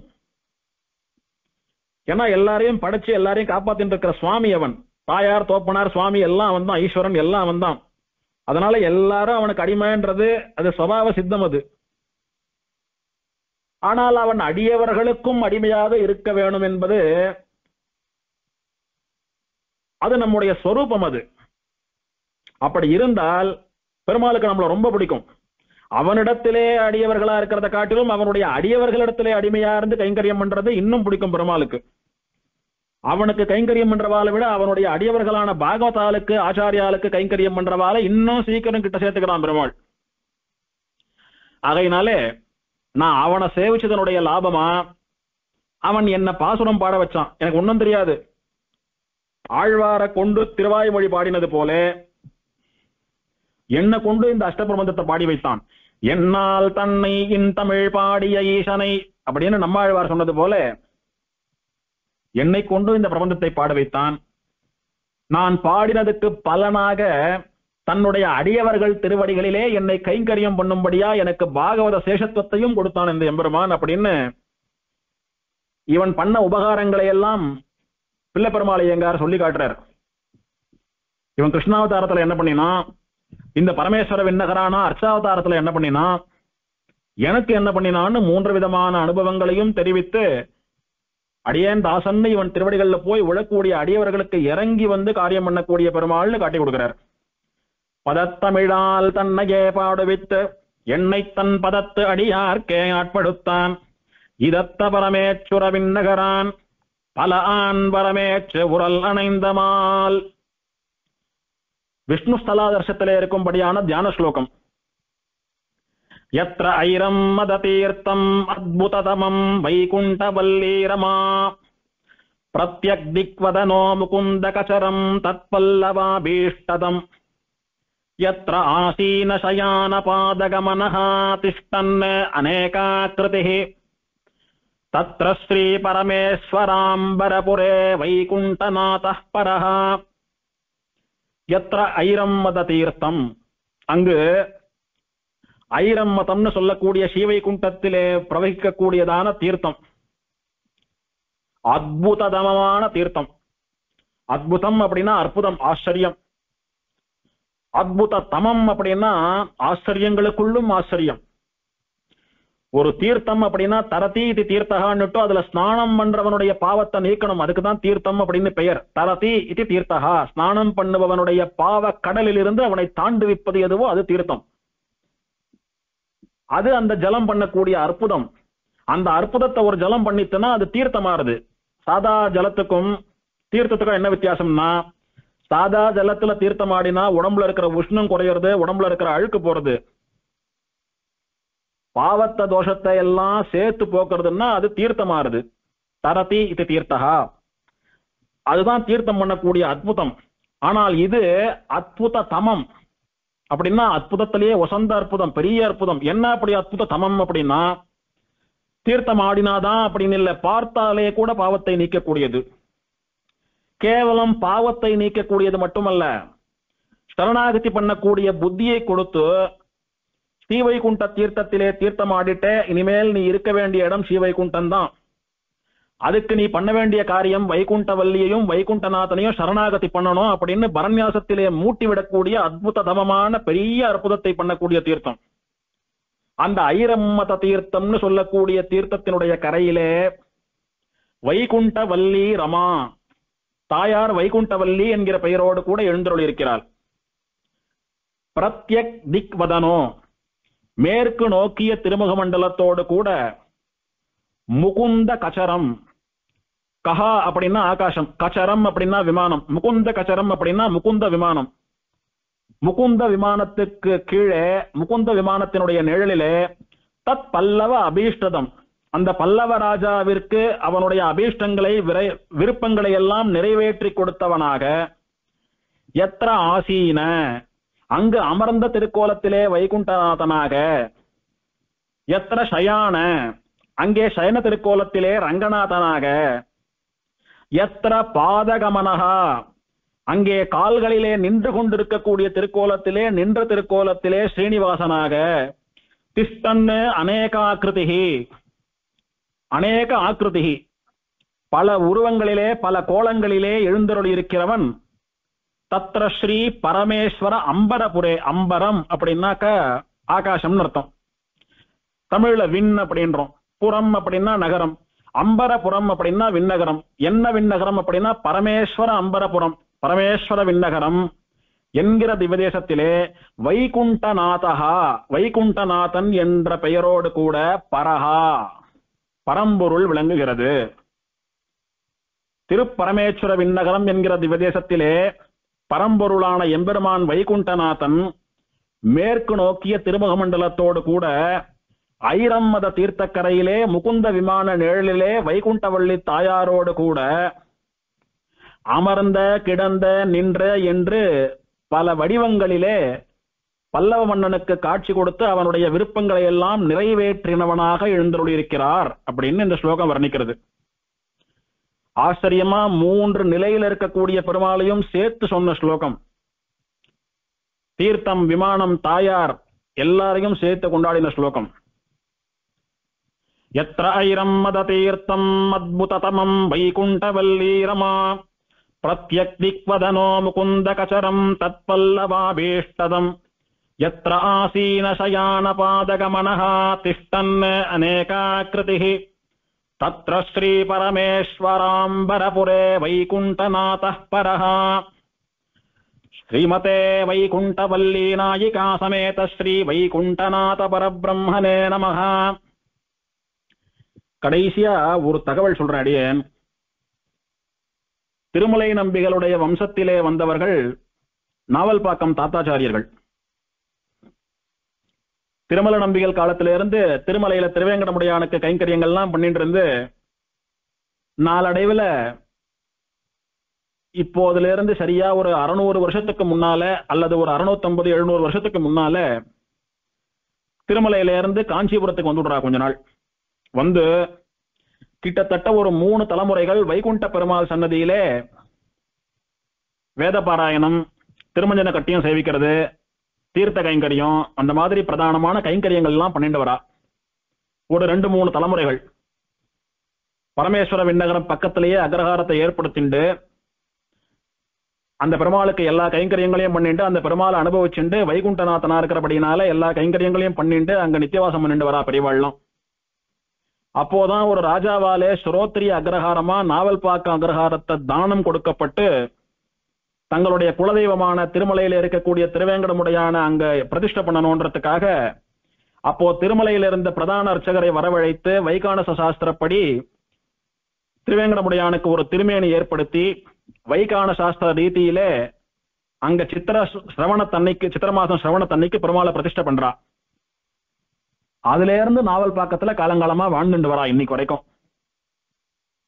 ஆதியிலே திருமலை, தற்போது நாவல்பாக்கம், இடையிலே ஒரு 3 தலைமுறைகளா இந்த எம்பெருமானுக்கு நாவல்பாக்கம் ஆச்சாரிய புருஷா பெரியவாள்லாம் கைங்கரியம் பண்ணிட்டு இருக்கா. பண்ணினா இங்கே இருந்துதான் நாவல்பாக்கத்துக்கு போய் நாவல்பாக்க அக்ரஹாரத்தை பிரதிஷ்டை பண்ணி பெருமாளுக்கும் கோவில் கட்டி இன்னைக்கு விசேஷமா சம்பிரதாய பிரவச்சனம் நடந்துட்டு வருது அப்படின்றது ஒரு கூடுதல் தகவல். இது நாவல்பாக்கம் சுவாமிகளுடைய சரித்திரத்திலே இருக்கக்கூடியதான விஷயம். அந்த ஆச்சாரிய புருஷர்களையும் தற்போது ஸ்மரித்துக் கொண்டு இந்த எம்பெருமான், இந்த பிராட்டியினுடைய அனுகிரகம் நமக்கெல்லாம் கிடைக்க வேண்டும் என்பதாக அவர்களிடத்திலே பிரார்த்தித்துக் கொண்டு எல்லோருக்கும் சீக்கிரம் இந்த எம்பெருமானுடைய சேவை பிராப்தமானோன்னு பிரார்த்திச்சுண்டு அமைகிறேன். ஸ்ரீமதே வைகுண்டவல்லி நாயிகா சமேத ஸ்ரீ வைகுண்டநாத பரபிரம்மனே நமஹ. சீரார்த்தூப்புள் திருவேங்கடமுடையான் திருவடிகளே சரணம்.